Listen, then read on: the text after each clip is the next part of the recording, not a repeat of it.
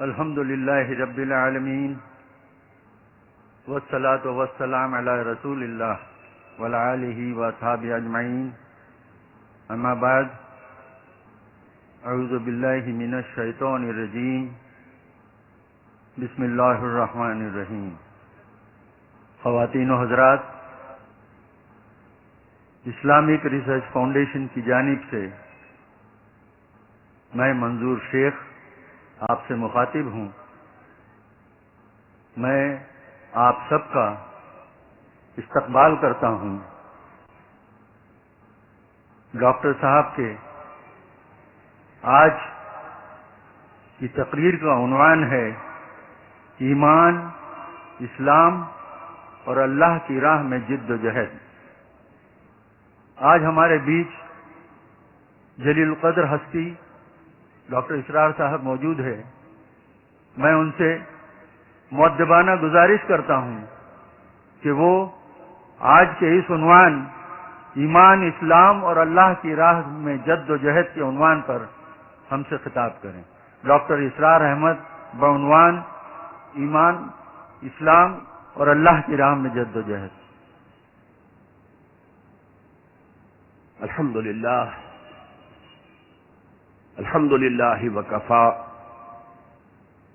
والصلاة والسلام علی عباده الذین اصطفى،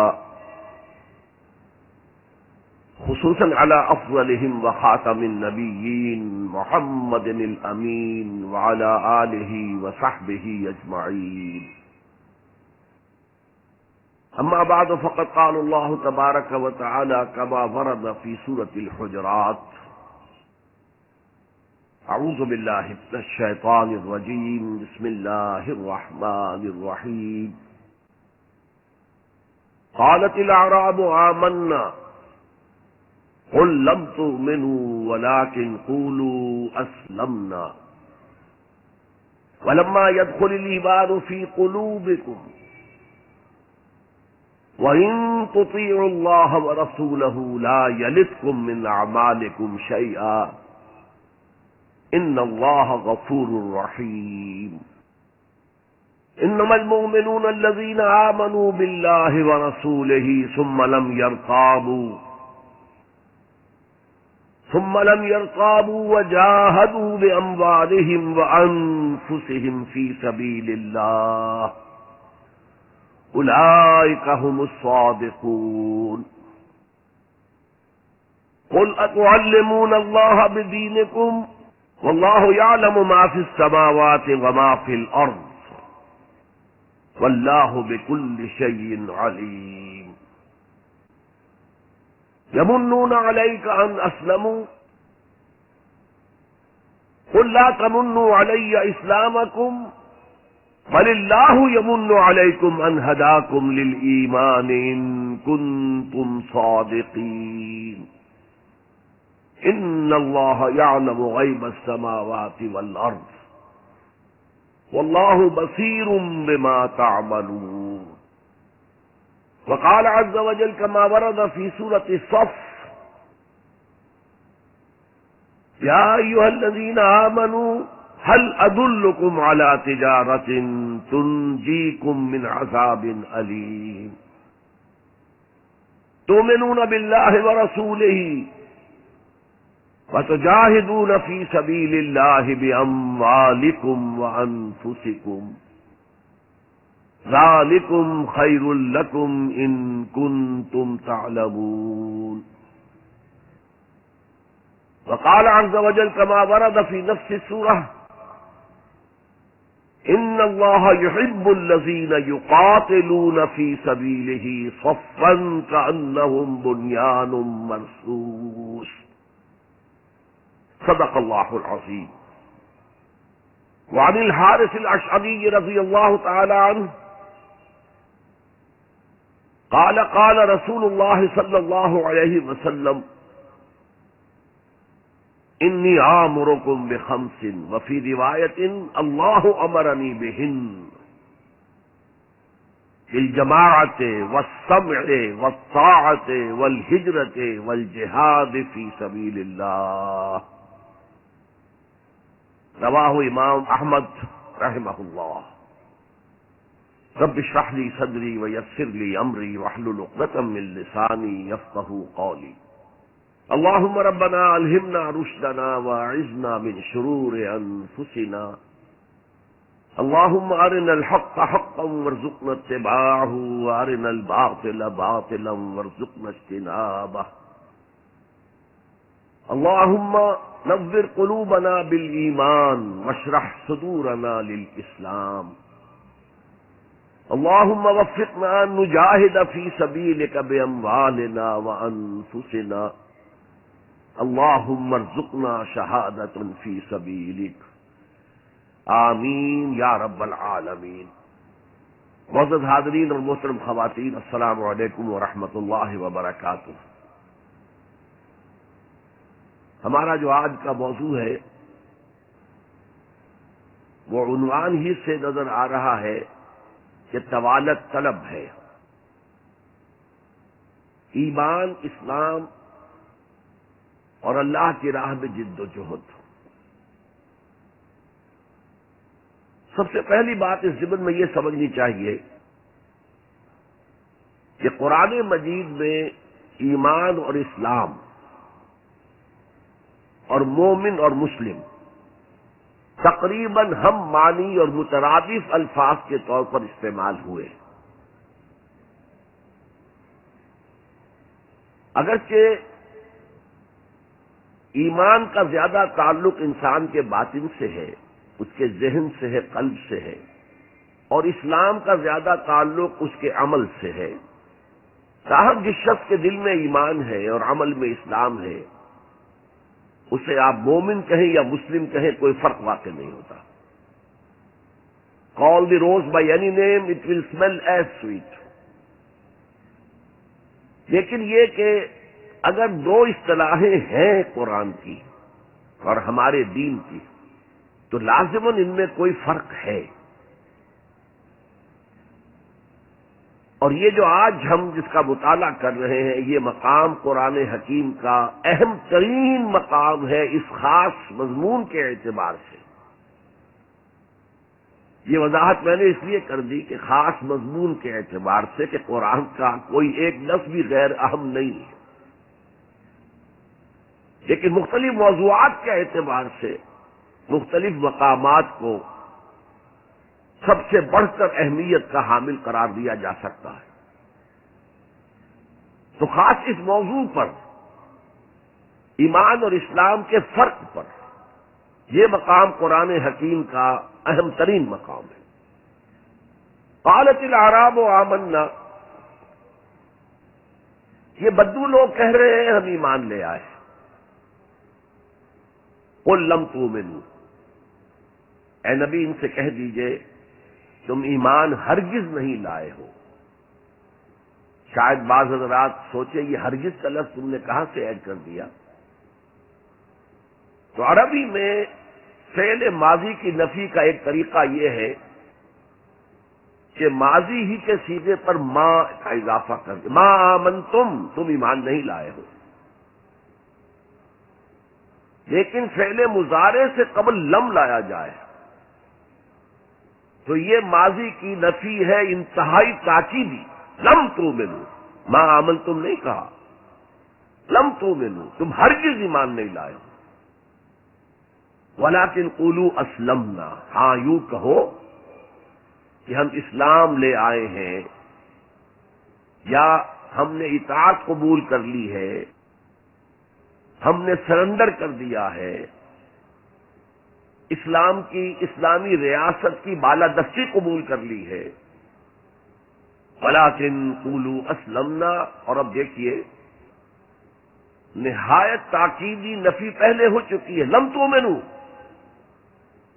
پھر مزید تاکید وَلَمَّا يَدْخُلِ الْإِيمَانُ فِي قُلُوبِكُمْ، ابھی تک ایمان تمہارے دلوں میں ہرگز داخل نہیں ہوا. یہ پھر لما لم کا اضافہ ہے. یہ مقام ہے جہاں ان دونوں چیزوں کو بالکل علیحدہ کر کے ایک دوسرے کے مقابل میں لے آئے. ثابت ہوا ایمان کچھ اور ہے، اسلام کچھ اور ہے.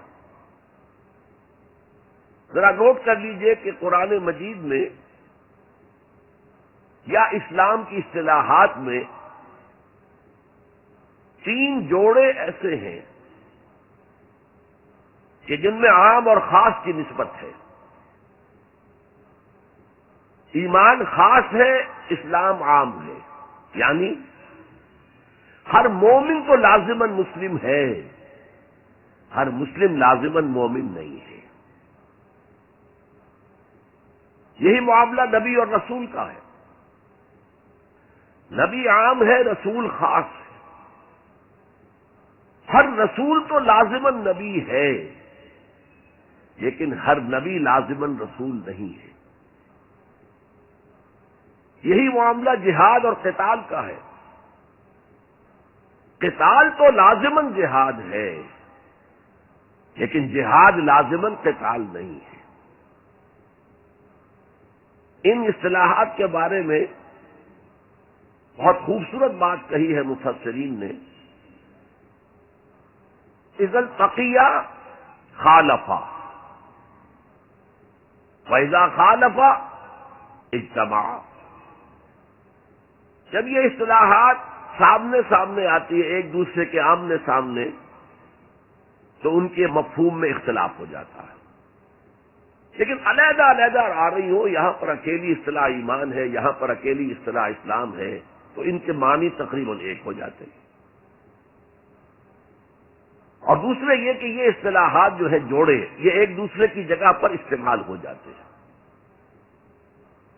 تو ایمان کی جگہ اسلام، اسلام کی جگہ ایمان، یہ استعمال کیے جا سکتے ہیں. اور جیسا کہ میں نے شروع میں کہا، یہ دونوں تقریباً قرآن کے عام اسلوب کے اعتبار سے مترادف معنی الفاظ ہیں، لیکن یہاں انہیں بالکل علیحدہ کر دیا گیا ہے. قالت الاعراب آمنا قل لم تؤمنوا ولكن قولوا اسلمنا ولما يدخل الايمان في قلوبكم. اب پھر آپ پس منظر سمجھیے کہ یہ کون لوگ تھے جن سے یہ کہا جا رہا ہے.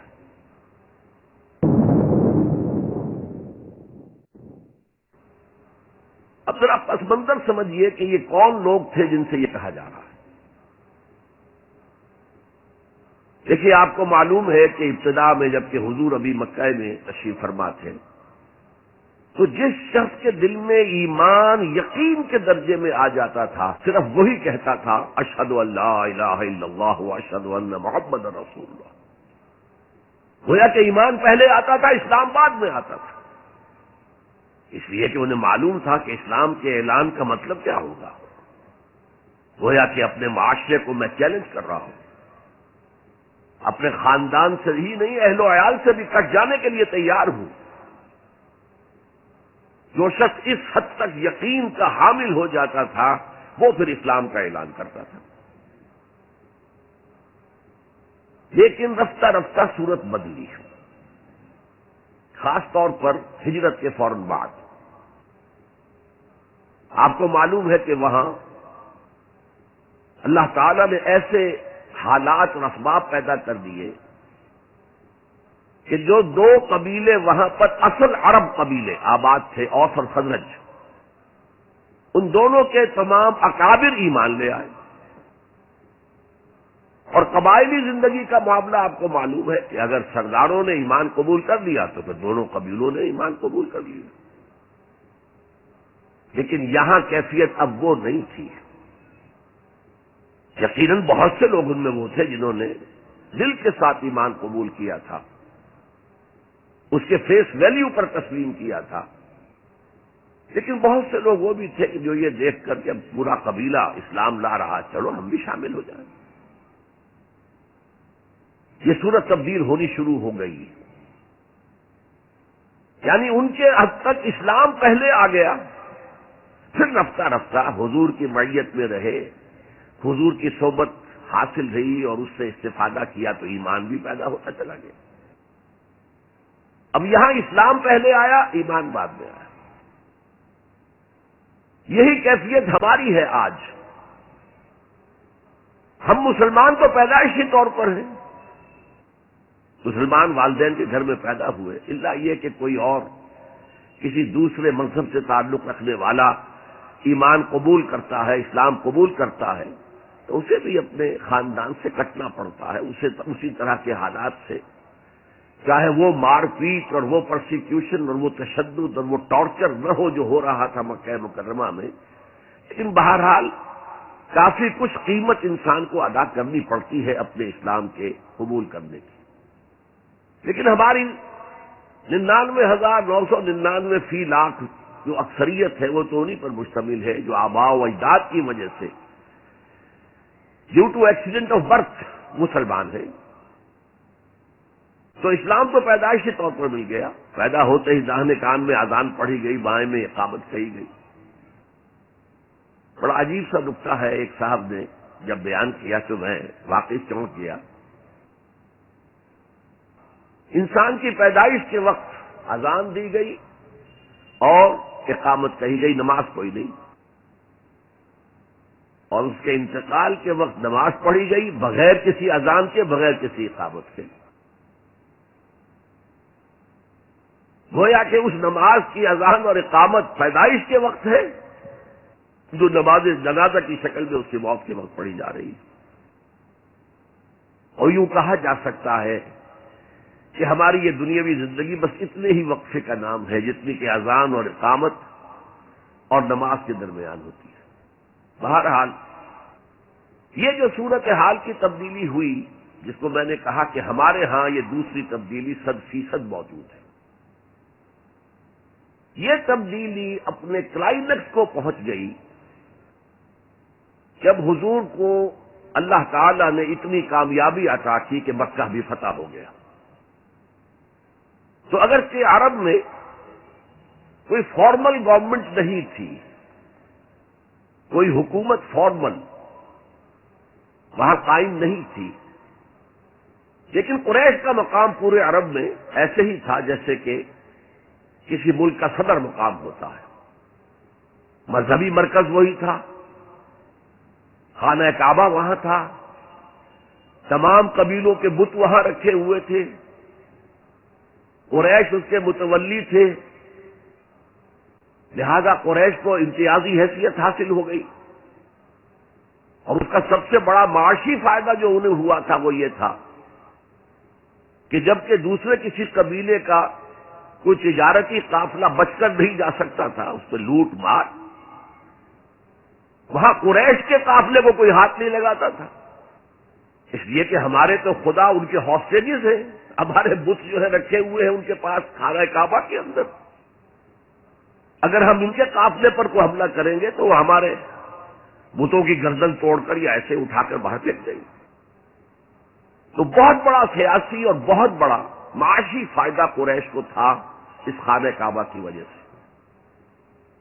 اور اس پر ایک پوری صورت ہے قرآن مجید کی، لإلاف قریش إیلافہم رحلۃ الشتاء والصیف فلیعبدوا رب ھذا البیت الذی اطعمہم من جوع وآمنہم من خوف. اس گھر کی وجہ سے ان کو معاشی فوائد حاصل ہے اور امن حاصل ہے. بہرحال جب مکہ فتح ہو گیا حضور کے دست مبارک پر صلی اللہ علیہ وسلم، تو پورے عرب کے اطراف و اکناف میں یہ بات طے ہو گئی کہ اب جدید اصطلاح میں ہم کہیں گے it's no use continuing resistance. اب ہم کیا مخالفت کریں اور کیا اب آپ کا راستہ روکنے کی کوشش کریں. بات ختم ہو گئی جب مکے پر اب حضور کا قبضہ ہے صلی اللہ علیہ وسلم. تو اب قبیلوں نے اپنے وفد بھیجنے شروع کیے. فلاں وفد آ رہا ہے، ایمان کا اعلان کر رہے، پورا قبیلہ ایمان لے آیا ہے. فلاں قبیلے کا وفد آ رہا ہے، ایمان کا اظہار کر رہے، مسلمان ہو گئے ہیں. پورا عرب مسلمان ہو گئے. اب یہ لوگ جو ایمان لا رہے تھے، اور ایمان لانے کا مطلب کیا ہے؟ صرف یہ کہہ دینا اشہد ان لا الہ الا اللہ واشہد ان محمد رسول اللہ صلی اللہ علیہ وسلم. ان کی اندرونی کیفیات تین میں سے کوئی سی ایک ہو سکتی تھی. یا تو واقعی ان میں سے بھی کچھ لوگ ایسے تھے جو واقعتاً صدق دل سے ایمان لائے. ایسا بھی ہو سکتا ہے کہ وہ پہلے ہی سے ایمان لا چکے ہوں، لیکن اپنے قبیلے کی عصبیت کی وجہ سے، اور یہ کہ پھر قبیلے کو چھوڑ کر کہیں جانا پڑے گا، وہ اظہار نہ کر رہے ہوں. اب اس کے اظہار کے اندر کوئی معنی نہیں رہا، کوئی رکاوٹ نہیں رہی، کوئی رسک نہیں رہا. یہ بھی ہو سکتا ہے. تو ایک ممکن کیفیت تو یہ تھی کہ وہ ایمان لائے ہو حقیقتاً صدق قلب سے، اور ایک ممکن صورت یہ تھی، اور یہ ہر انقلابی عمل میں ہوتا ہے، کہ مخالف انقلاب قوتیں جب یہ سمجھتی ہیں کہ اب ہمارا بس نہیں چلے گا، اب ہم انقلاب کا راستہ نہیں روک سکتے، تو بظاہر سرنڈر کر دیتے ہیں. لیکن دلوں میں ایک ارادہ ہوتا ہے، دیکھیں گے کہ موقع ملا، وہ حالات بدلے تو پھر ان سے نبٹ لیں گے. اگر کسی نے اس نیت سے اسلام کا اظہار کیا تو وہ گویا کہ منافق تھا.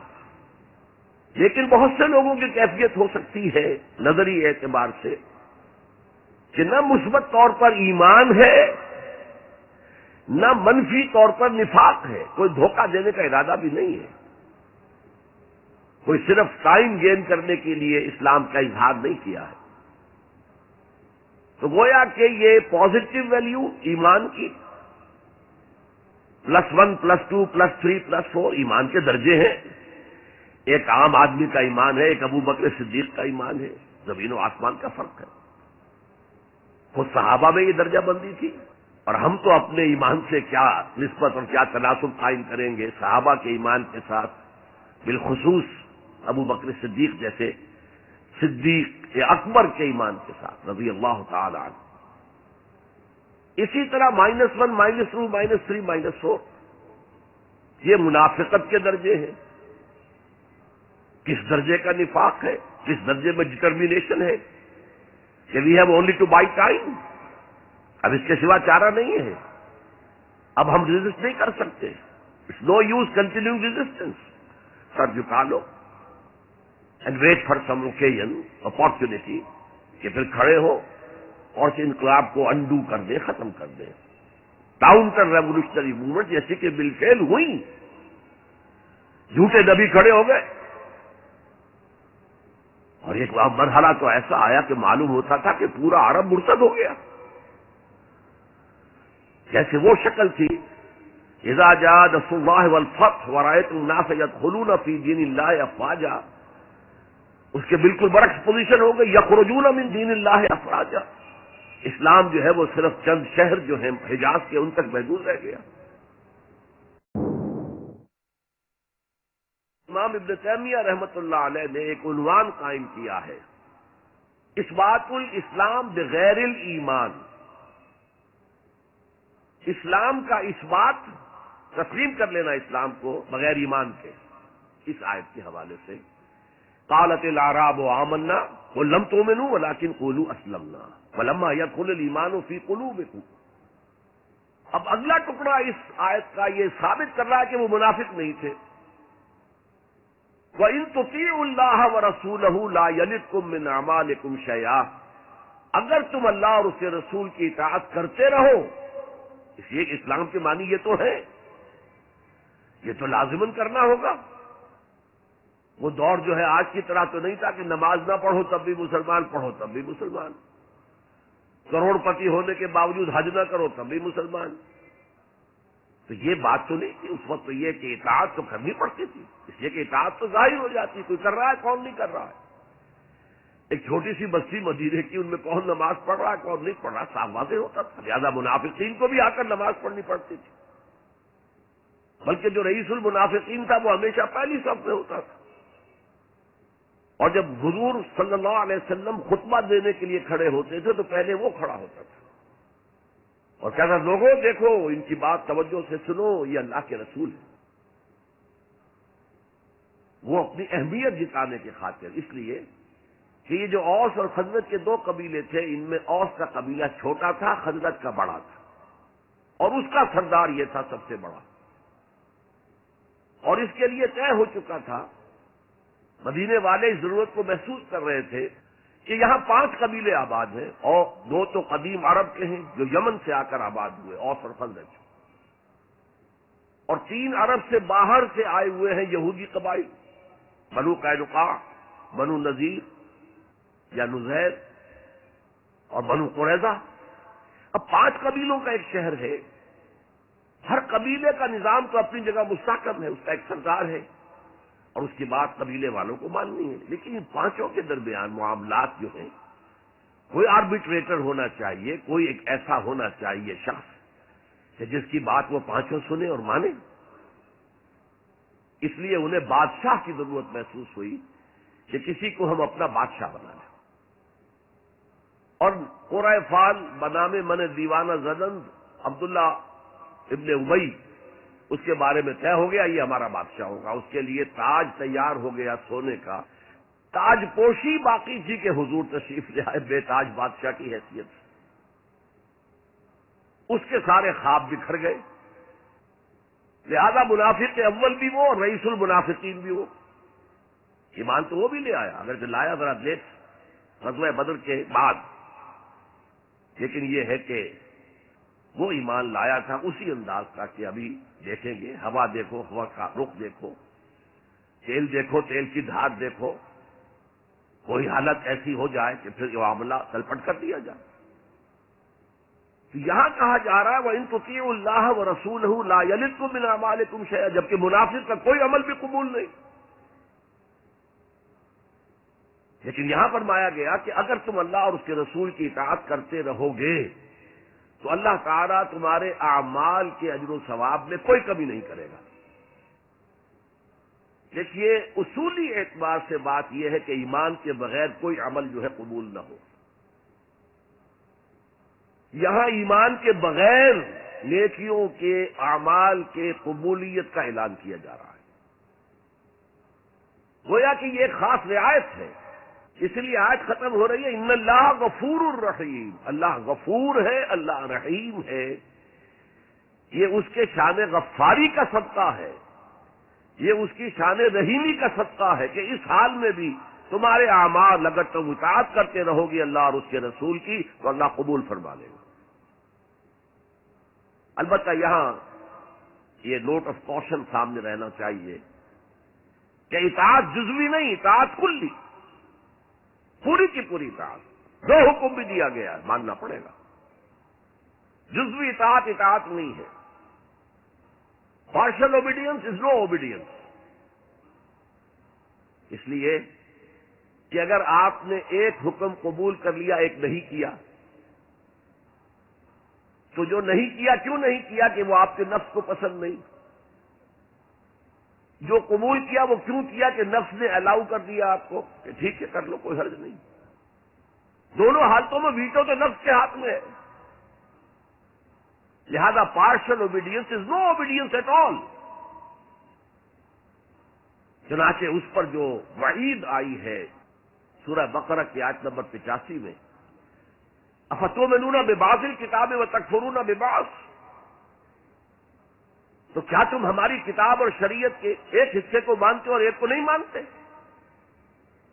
فما جزاء من يفعل ذلك منکم، تو جو کوئی بھی تم میں سے یہ روش اختیار کرے گا اس کی کوئی سزا نہیں ہے الا خزي فی الحیات الدنیا، سوائے اس کے کہ دنیا کی زندگی میں ذلیل اور خوار کر دیے جائیں، وَيَوْمَ الْقِيَامَةِ يُرَدُّونَ إِلَىٰ أَشَدِّ الْعَذَابِ، اور قیامت کے دن شدید ترین عذاب میں جھونک دیے جائیں، وَاللَّهُ بِغَافِلٍ عَمَّا تَعْمَلُونَ، اور جو کچھ تم کر رہے ہو اللہ اس سے غافل نہیں ہے۔ تم اپنی ظاہری ٹیپ ٹاپ سے، اپنے داڑھیوں کے طول سے اللہ کو دھوکہ نہیں دے سکتے، اپنے عمروں اور حجوں کی تعداد سے اللہ کو دھوکہ نہیں دے سکتے۔ He sees you through and through، تمہارے باطن کو دیکھتا ہے، تمہارے دل کو دیکھتا ہے، اسے معلوم ہے کہ تم نے حج تو کیا، حرام کی کمائی سے کیا ہے۔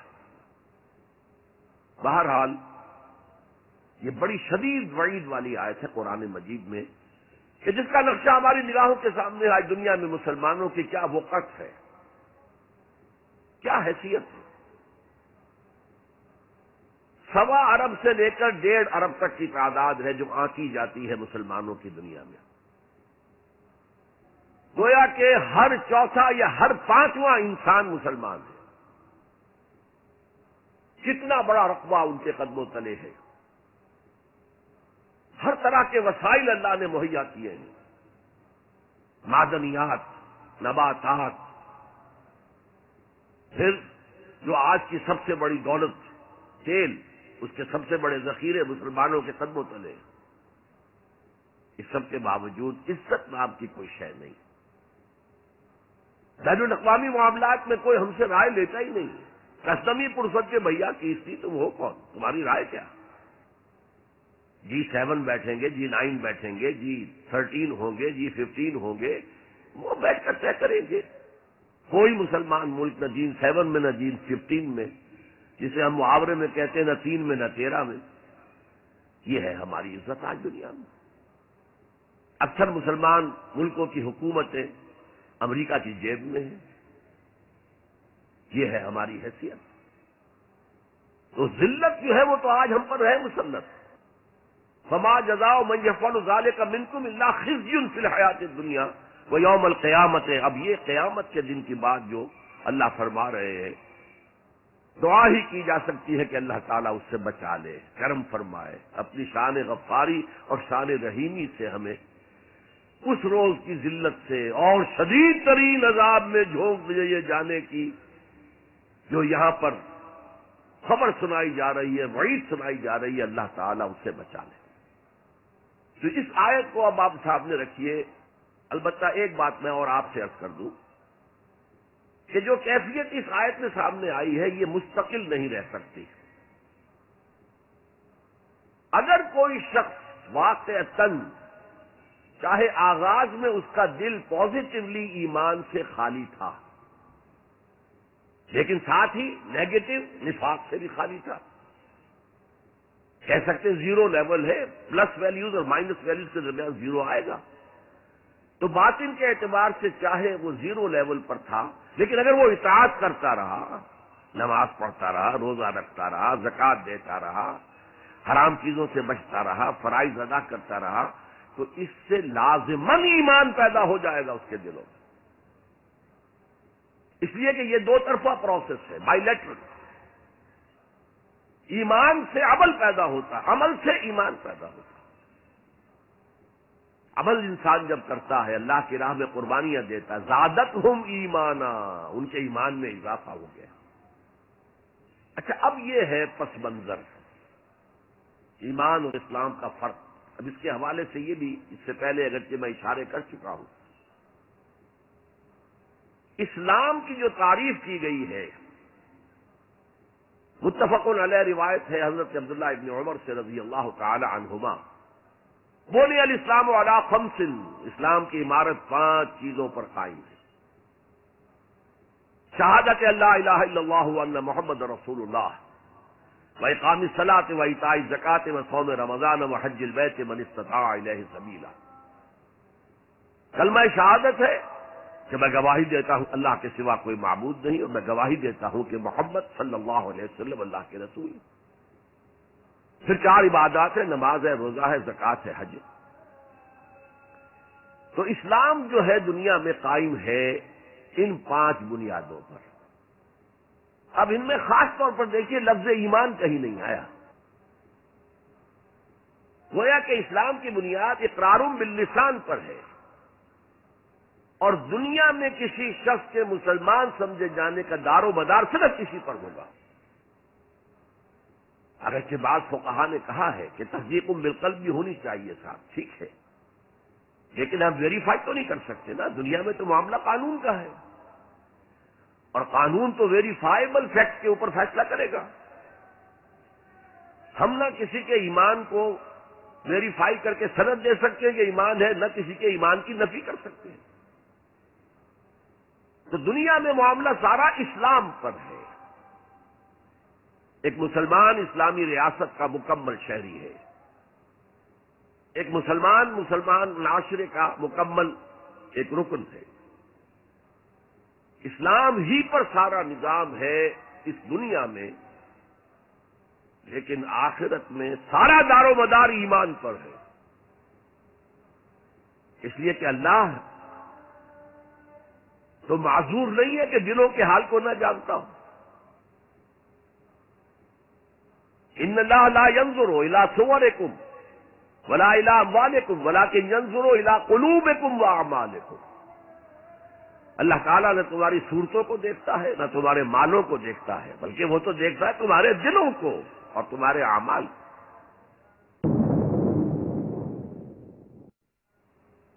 امام بخاری رحمت اللہ علیہ کا موقف کہ ایمان میں عمل بھی شامل ہے انٹیگرل پارٹ کی حیثیت سے، یہ حقیقی ایمان کے اعتبار سے 100% درست ہے. دل میں یقین ہوگا تو کیسے عمل اس کے خلاف ہو جائے گا.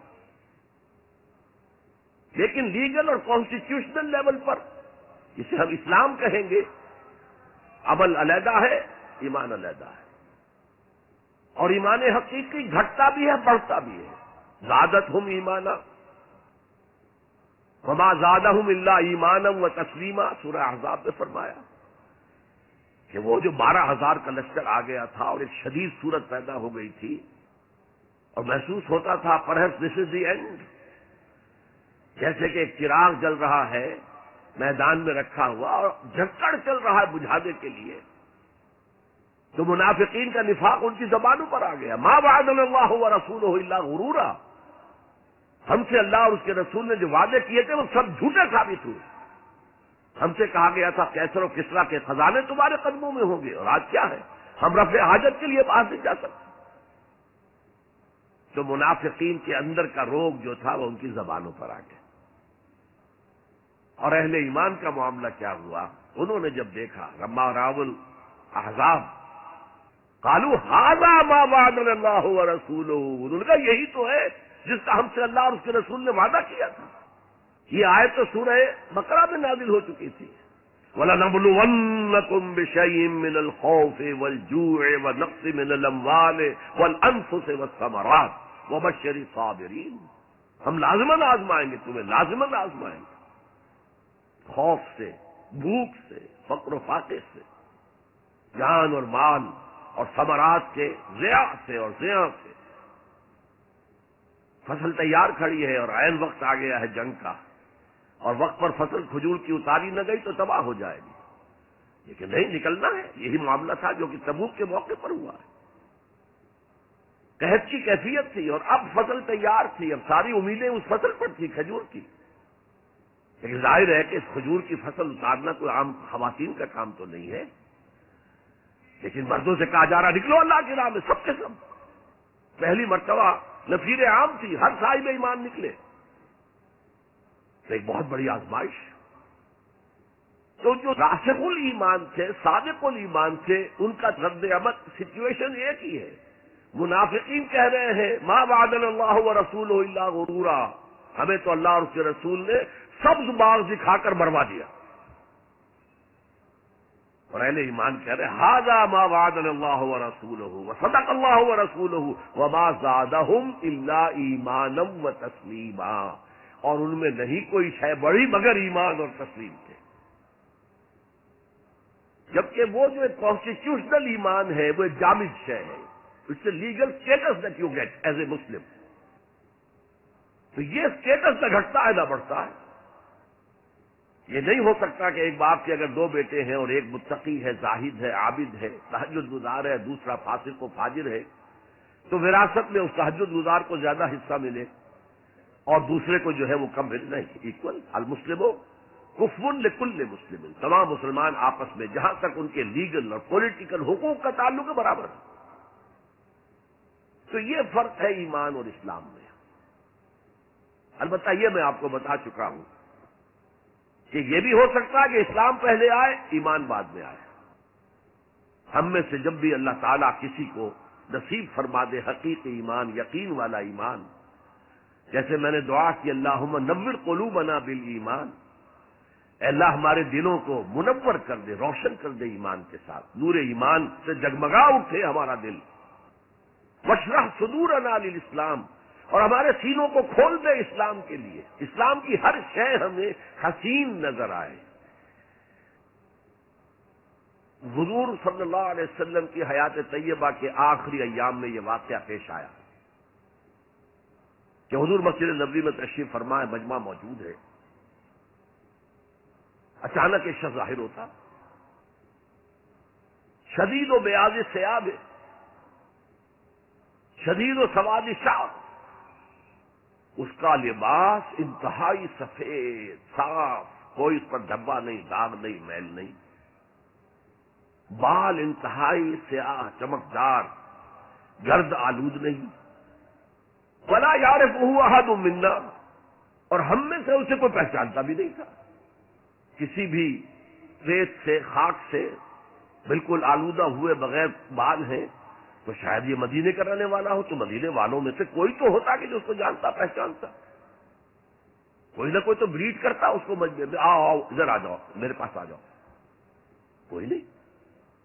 اور اگر براہ راست باہر سفر سے آ رہا ہے تو کچھ گرد آلود بال ہوتے، کچھ کپڑے میلے کچیلے ہوتے، تو لوگ حیران تھے، اور مزید یہ کہ اس نے سیدھا تیر کی طرح مجمع کو چیرتا ہوا حضور کے عین سامنے جا کر بیٹھ گیا۔ اب لوگ حیران ہیں، یہ ہے کون؟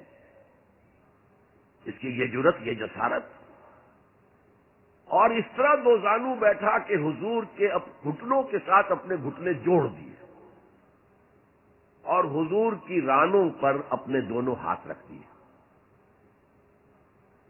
اب سوال کیا، کیا محمد اخبرنی عن الاسلام، اے محمد مجھے بتاؤ اسلام کیا ہے؟ حضور نے فرمایا وہی جو میں ابھی آپ کو حدیث سنا چکا ہوں، الاسلام ان تشہد ان لا الہ الا اللہ وان انا رسول اللہ وان تقیم الصلاۃ وتؤتی الزکاۃ وتصوم رمضان وتحج البیت ان استطعت الیہ سبیلا۔ پھر کہا اخبرنی عن الایمان، لیکن یہ کہ ان روایتوں میں بھی اس کو روایت کرنے والے بہت سے صحابہ ہیں، عبداللہ ابن عمر بھی ہیں، حضرت عمر خود بھی ہیں رضی اللہ تعالی عنہما، ابو ہریرہ بھی ہے، عبداللہ ابن مسعود بھی ہیں، کیونکہ ایک مجمع میں واقعہ ہو رہا تھا نا، تو مجمع کے اندر تو بہت سے لوگ سن رہے ہیں۔ اگرچہ جیسے آج بھی ہوگا کہ میں جو بات کہہ رہا ہوں آپ میں سے بہت سے حضرات میری ساری بات سن کر اگر کہیں جا کر رپورٹ کریں گے تو ان کی باتوں میں اختلاف ہو جائے گا، لہذا اس حدیث کی روایت میں اختلاف ہے۔ بعض روایت تو یہ ہے کہ پہلے پوچھا اخبرنی عن الایمان، پھر پوچھا اخبرنی عن الاسلام، اور یہ جو حضرت عمر کی روایت ہے اس میں ہے سب سے پہلے آپ نے پوچھا اخبرنی عن الاسلام، پھر دوسرا سوال آیا اخبرنی عن الایمان۔ اچھا، اس کے بعد ایک دو سوال اور بھی کیے، اب میں تفصیل میں نہیں جا سکتا۔ پھر وہ شخص چلا گیا، حضور نے کہا ذرا اس کو بلانا واپس، تو دیکھا تو کہیں بھی نہیں، زمین کھا گئی، آسمان اچک کر لے گیا، اللہ جانے۔ تب حضور نے فرمایا اوہ یہ جبرائیل تھے جو تمہیں تمہارا دین سکھانے آئے تھے، یعلمکم دینکم اذ لم تسألوہ، جبکہ تم نے اس کے بارے میں سوال نہیں کیا، اور یہ پہلی بار ہے کہ میں جبرائیل کو پہچان نہیں سکا، انسانی شکل میں وہ آئے اور میں پہچان نہیں پایا، ورنہ اکثر حضرت دہیہ کلبی کی شکل میں آتے تھے انسانی صورت میں، جب بھی حضرت جبرائیل آتے تھے۔ حضرت دہیہ کلبی جو ہے وہ بہت ہی حسین جوان رانا ان کی شکل میں آتے تھے۔ بہرحال یہ اتنا اہم مسئلہ ہے کہ اس کو کلیئر کرنے کے لیے کہ دودھ کا دودھ پانی کا پانی علیحدہ ہو جائے، ایمان کیا ہے، اسلام کیا ہے، دنیا کا نظام اسلام پر ہے، ایمان پر نہیں ہے، آخرت کا معاملہ ایمان پر ہے، اسلام پر نہیں ہے۔ وہ شخص مسلمانوں کا بہت بڑا قائد ہو، بہت بڑا لیڈر ہو، وہ مسلمانوں کے اندر شیخ الاسلام بنا ہوا ہو، لیکن ہو سکتا ہے آخرت میں زیرو ہو۔ میں حدیث سنا چکا ہوں آپ کو، ایک شخص دنیا میں شہید سمجھا جا رہا تھا، ایک شخص دنیا میں بہت بڑا عالم سمجھا جا رہا تھا، ایک شخص دنیا میں بہت بڑا فقیہ سمجھا جا رہا تھا، اور اللہ نے سب کے دعوے جو ہے ان کی نفی کر دی۔ تم نے جنگ کی تھی اس لیے لیقالا جریون کہا جائے، بہت ہی جری آدمی ہے صاحب، بہت بہادر آدمی، کیا کہنے اس کے، لیقالا سخیون، بھائی بڑا سخی آدمی ہے، سخاوت کے دریا بہا دیے اس نے۔ کوئی بہت بڑا عالم ہے، اس کے علم کا کتنا جو ہے لوگوں کو فیض پہنچا ہے. وقت قیلا، یہ تمہارا مقصود تھا، وہ مقصود دنیا میں حاصل ہو چکا، تمہاری شہرت کے ڈنکے بج چکے، اب یہاں تمہارے لیے کچھ نہیں. اور پھر اللہ حکم دے گا اور فرشتے منہ کے بل گھسیٹتے ہوئے اسے جہنم میں جھونک دیں گے. تو وہ اسلام وہاں کام نہیں آئے گا، بلکہ اسلام کیا، اسلام پر اتنی اضافی خوبیاں بھی کام نہیں آئیں گی اگر دل میں ایمان نہیں اور اس کے نتیجے میں نیت درست نہیں. حقیقت البر پر ہم گفتگو کر چکے ہیں، نیکی کی اصل حقیقت کیا ہے. اسی موضوع پر اصل میں امام ابو حنیفہ جو فقیہ ہے، ان کی کوئی کتاب اور تصنیف فقہ پر نہیں ہے. وہ سارے ان کے شاگردوں کے فتاوا ہیں جو بعد میں مرتب ہوئے. ہاں ان کی ایک تصنیف ہے الفقہ الاکبر، بڑی فقہ، جو میجر ایشوز ہیں، مسلمان کون ہے اور مسلمان گناہ کبیرہ کرے تو کافر ہو جاتا یا نہیں ہو جاتا. بعض احادیث سے ثابت ہوتا ہے کہ وہ تو کافر ہو گیا، ایمان سے محروم ہو گیا. میں وہ حدیث سنا چکا ہوں آپ کو، واللہ لا یؤمن واللہ لا یؤمن واللہ لا یؤمن. خدا کی قسم وہ شخص مومن نہیں، خدا کی قسم وہ شخص مومن نہیں، خدا کی قسم وہ شخص مومن نہیں. صحابہ لرز گئے، کانپ گئے. قیل من یا رسول اللہ، حضور کس کے بارے میں ارشاد فرما رہے ہیں؟ فرمایا الذی لا یامن جارہ بوائقہ، وہ شخص کہ جس کی ایذا رسانی کی وجہ سے اس کا پڑوسی چین میں نہیں ہے، امن میں نہیں، سکون میں نہیں. تو بظاہر تو نتیجہ نکلا کہ ایمان کی اتنی نفی ہو رہی تو کافر ہے. اور یہی سب سے بڑی غلطی جو سب سے پہلا فرقہ پیدا ہوا اسلام میں، وہ تو اسی بنیاد پر ہوا تھا. خوارج کا موقف یہی تھا، گناہ کبیرہ کا مرتکب کافر ہے، اور کافر ہے تو گویا کہ مرتد ہے، اور مرتد ہے تو واجب القتل ہے.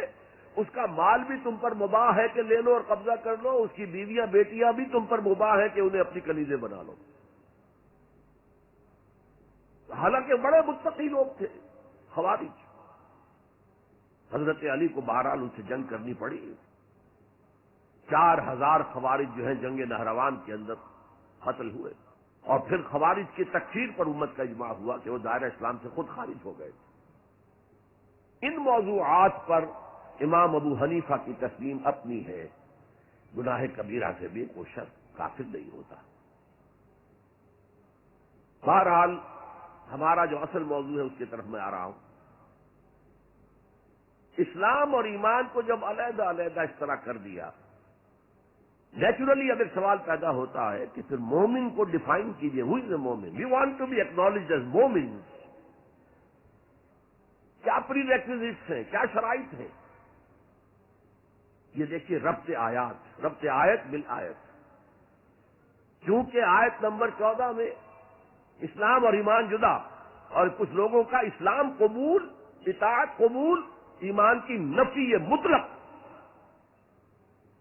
لم تؤمنوا ولما يدخل الایمان فی قلوبکم. تو اس پس منظر میں نیچرل کوشچن ہے جو اٹھتا ہے، مومن کون ہے؟ ڈیفائن کیجیے. اور یہ آیت اگلی اس اعتبار سے قرآن مجید کی اہم ترین آیت ہے، a comprehensive definition of who is a مومن، جس کو اصطلاح میں کہا جاتا ہے جامع و مانع تعریف. جامع اور مانع تعریف، کسی چیز کو ڈیفائن کریں اس طریقے سے کہ کوئی شے جو اس کے باہر ہے وہ اس میں داخل نہ ہو جائے، اور کوئی شے جو اس کا جز ہے باہر نہ رہ جائے. جامع بھی ہو، اس کے تمام اجزاء اس میں آ جائیں، اور مانع ہو کہ کوئی شے جو اس سے مناسبت نہ رکھتی ہو اس میں شامل نہ ہو سکے. جامع و مانع تعریف مومن کی وہ اس آیت میں، آیت نمبر 15. انما المؤمنون الذين آمنوا بالله ورسوله ثم لم يرتابوا. اب یہاں بھی وہ اسلوب حصر ہے، انما. اور حصر کا مفہوم میں کئی دفعہ سمجھا چکا ہوں کہ آپ کہیں کہ زید عالم ہے، اس سے دوسروں کے علم کی نفی نہیں ہوئی، اور بھی ہو سکتے ہیں. زید ہی عالم ہے تو دوسروں کی نفی ہو گئی کہ اس مجمع میں صرف ایک عالم ہے اور وہ زید ہے، باقی کوئی عالم نہیں. اسے حصر کہتے ہیں. تو میں نے چونکہ کہا ہے کہ most comprehensive definition of who is a مومن، اس کا آغاز بھی حصر سے ہے، اس کا اختتام بھی حصر پر ہے. انما کلمہ حصر ہے، اور آخر میں اولئک ھم الصادقون، وہ بھی اسلوب حصر ہے. انما المؤمنون الذین آمنوا باللہ ورسولہ ثم لم یرتابوا، مومن تو صرف وہ ہے جو ایمان لائے اللہ پر اور اس کے رسول پر، پھر شک میں ہرگز نہیں پڑے. یہ پھر لم آ گیا، یہاں مرتابو نہیں آیا، لم یرتابو، ہرگز شک میں نہیں پڑے. یہ واحد مقام ہے قرآن کا جہاں پر کہ یہ لفظ اضافی طور پر آیا ہے ایمان کے بعد. ثم لم یرتابو، یرتابو بنا ریب سے، شک. الف لام میم ذالک الکتاب لا ریب فیہ، ارتابا یرتابو، شک میں پڑ جانا. ثم لم یرتابو، پھر شک میں ہرگز نہیں پڑے. ان کا دل ایمان پر یقین کے ساتھ معمور ہو گیا. چنانچہ پازیٹو انداز میں یہی شان بیان ہوئی ہے صحابہ کی اکثریت کی اسی سورہ حجرات میں. فرمایا گیا صحابہ کرام سے، وَلَٰكِنَّ اللَّهَ حَبَّبَ إِلَيْكُمُ الْإِيمَانَ وَزَيَّنَهُ فِي قُلُوبِكُمْ، اللہ نے تو تمہارے نزدیک ایمان کو محبوب بنا دیا ہے اور تمہارے دلوں میں گھما دیا ہے، مزین کر دیا تمہارے دلوں کو ایمان سے، منور کر دیا تمہارے دلوں کو ایمان سے. تو یہاں فرمایا انما المؤمنون الذین آمنوا باللہ ورسولہ ثم لم یرتابوا، اضافی شرط. وجاہدوا باموالہم وانفسہم فی سبیل اللہ، اور جہاد کیا انہوں نے اپنے مالوں کے ساتھ اور جانوں کے ساتھ اللہ کی راہ میں. یہ دوسری شرط لازم. تو یا جہاد کے بغیر کوئی ایمان نہیں. یہ جامع و معنی تعریف ہے. اولئک ھم الصادقون، صرف یہ لوگ سچے ہیں. یہ اگر دعویٰ کریں آمنا تو ٹھیک ہے، ان کا دعویٰ صحیح ہے، درست ہے، لیکن یہ دو پری ریکوزٹ پورے کرنے ہوں گے. اب اس کو میں سمجھانے کے لیے کہا کرتا ہوں کہ دیکھیے یہ 5 ارکان تو اسلام کے ہو گئے، کلمہ شہادت، نماز، روزہ، حج، زکات. اس میں جب حقیقی ایمان دلوں میں اتر جائے گا تو ایک تو رکن یہاں اضافی ہو جائے گا، یقین قلب. صرف گواہی نہیں، صرف وربل اٹسٹیشن نہیں، یقین قلب بھی. اور دوسرا عمل میں آ جائے گا جہاد فی سبیل اللہ. وہ 5 ارکان قائم رہیں گے. اسلام عام ہے، ایمان خاص ہے، تو اسلام کے 5 ارکان تو ہیں موجود، وہ تو شامل رہیں گے. اگرچہ ظاہر بات ہے جب دل میں یقین پیدا ہو جائے گا تو اب نماز کی شان کچھ اور ہوگی. ایک ہے چھدا اتارا جا رہا ہے، بس نماز ایک فقہی جو ہے وہ ہم نے ادا کر دی ہے، جس کو کہا گیا ہے کہ جیسے مرغا ٹھونگے مارتا ہے ایسے سجدے کیے ہیں اور گئے. ایک نماز وہ ہوگی جسے حضور نے کہا الصلاۃ معراج المومنین. تو ایمان حقیقی کے ساتھ نماز کی شان کچھ اور ہوگی، اور ایک اس رسمی سے اسلام کے ساتھ نماز کی شان کچھ اور ہوگی. لیکن وہ 5 ارکان قائم رہیں گے، 2 کا اضافہ ہو جائے گا. شہادت کے بعد اس کے ساتھ یقین قلبی، اور ان 4 عبادات کے ساتھ جہاد فی سبیل اللہ. یہ جو رے آف لائٹ کا جو اسپیکٹرم بنتا ہے اسے پرزم میں سے جب گزارے تو 7 روشنیاں نظر آتی ہیں. وہ تو نظر آتی ہے، 2 اور بھی ہیں جو نظر نہیں آتی. Ultraviolet, infrared. یہ الٹرا وائلٹ ہے اور یہ انفرا ریڈ ہے جہاد والی، جس میں جانیں دینی پڑتی ہے، خون کا معاملہ بھی آتا ہے. یہ گویا کہ حقیقی ایمان کے 7 ارکان ہو جائیں گے، 5 جمع 2. تب وہ شخص مومن کہلانے کا مستحق ہوگا. قُلْ أَتُعَلِّمُونَ اللَّهَ بِدِينِكُمْ، اے نبی ان سے کہیے تم اللہ کو بتانا چاہتے ہو، جتلانا چاہتے ہو اپنا دین. میں چونکہ ہریانہ میں پیدا ہوا تھا، حصار میں، تو وہاں کی جو مقامی بولی تھی اس کی کچھ چیزیں یاد ہیں. تھوتھا چنا باجے گھنا. جو چنا اندر سے خالی ہو گیا، کیڑا کھا چکا ہے، اس کے اندر آواز زیادہ ہو جاتی ہے. خالی برتن زیادہ آواز دیتا ہے، برتن بھرا ہوا ہے تو ظاہر بات ہے ڈل ہو جائے گی. تو وہاں تھوتھا چنا، کھوکھلا چنا، باجے گھنا، اس کی آواز جو ہے زیادہ آتی ہے. تو جن کے دلوں میں وہ ایمان نہیں تھا وہ بڑھ چڑھ کر کے اب دیکھیے جی ہم تو اسلام لے آئے، ہم تو بغیر لڑے بھڑے اسلام لے آئے. حضور ہمارے ساتھ تو خصوصی معاملہ ہونا چاہیے، ہمیں زکوٰۃ میں سے خصوصی حصہ ملنا چاہیے. یہ جو وہ جتلاتے تھے اپنے دین کو، تو فرمایا قل اتعلمون اللہ بدینکم، کیا اللہ کو اپنا دین جتلا رہے ہو؟ واللہ یعلم ما فی السماوات وما فی الارض، اللہ کو تو معلوم ہے جو کچھ آسمانوں میں ہے اور جو کچھ زمین میں ہے، واللہ بکل شیء علیم، اللہ تو ہر چیز کا جاننے والا ہے۔ اگر حقیقی ایمان تمہارے دلوں میں تو اللہ کو معلوم ہے، اور جیسا ایمان تم لائے ہو اللہ جانتا ہے اس کو، آیا واقعی صدق دل کے ساتھ ہے یا نفاق کے اور دھوکے کے ساتھ ہے، یا یہ کہ خالی اسلام ہے، زیرو لیول ہے۔ یمنون علیک ان اسلموا، اے نبی یہ آپ پر احسان دھر رہے ہیں کہ ہم اسلام لے آئے، دیکھیے جی ہم نے تو اطاعت قبول کر لی، آپ نے قریش سے تو اتنی جنگیں کی ہیں، فلاں سے تو اتنی جنگیں کی ہیں، آپ کے ساتھی اتنے شہید بھی ہوئے، ہم نے تو جنگ نہیں کی، ہم ایسے ہی مان لے آئے ہیں، تو گویا کہ احسان ہے ہمارا۔ یمنون علیک، مننا یمنو احسان دھرنا، یمنون علیک ان اسلموا قل لا تمنوا علی اسلامکم، کہہ دیجئے مجھ پر اپنے اسلام کا احسان مت دھرو، بل اللہ یمن علیکم ان ہداکم للایمان، بلکہ اللہ تم پر احسان دھرتا ہے کہ تمہیں اسلام کا راستہ دکھا دیا ہے، تم اسلام میں آ گئے ہو تو ایمان کا راستہ تمہیں دکھا دیا ہے، اب عمل کرتے رہو گے تو ایمان پیدا ہو جائے گا۔ یہ میں نے عرض کیا تھا کہ یہ کیفیت اثبات الاسلام بغیر الایمان یہ مستقل نہیں ہے، یہ عارضی ہے، جب عمل کریں گے تو ایمان پیدا ہو جائے گا۔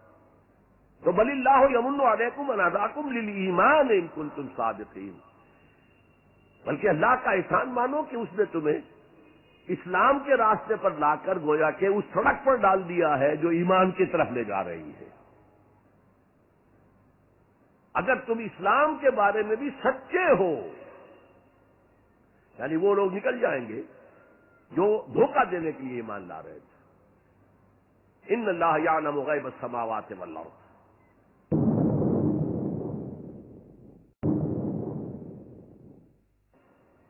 یعنی وہ لوگ نکل جائیں گے جو دھوکہ دینے کے لیے ایمان لا رہے تھے، ان اللہ یعلم غیب السماوات والارض، یقیناً اللہ جانتا ہے ہر پوشیدہ چیز کو جو آسمانوں کی ہے اور زمین کی ہے۔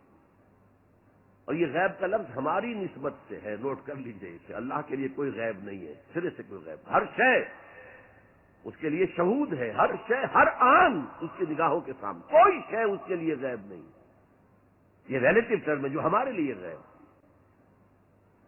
واللہ بصیر بما تعملون، اور جو کچھ تم کر رہے ہو اللہ اسے دیکھ رہا ہے۔ اچھا اب پھر پہلی دو آیات کی طرف آ جائیے۔ اسلام ایمان علیحدہ چیزیں، ایمان کی تعریف یقین قلبی دل میں اور جہاد فی سبیل اللہ عمل میں، گویا کہ ان میں سے کوئی ایک چیز بھی نہیں ہے تو پھر مومن نہیں ہو تم، دل میں یقین نہیں تو مومن نہیں، عمل میں جہاد نہیں تو مومن نہیں۔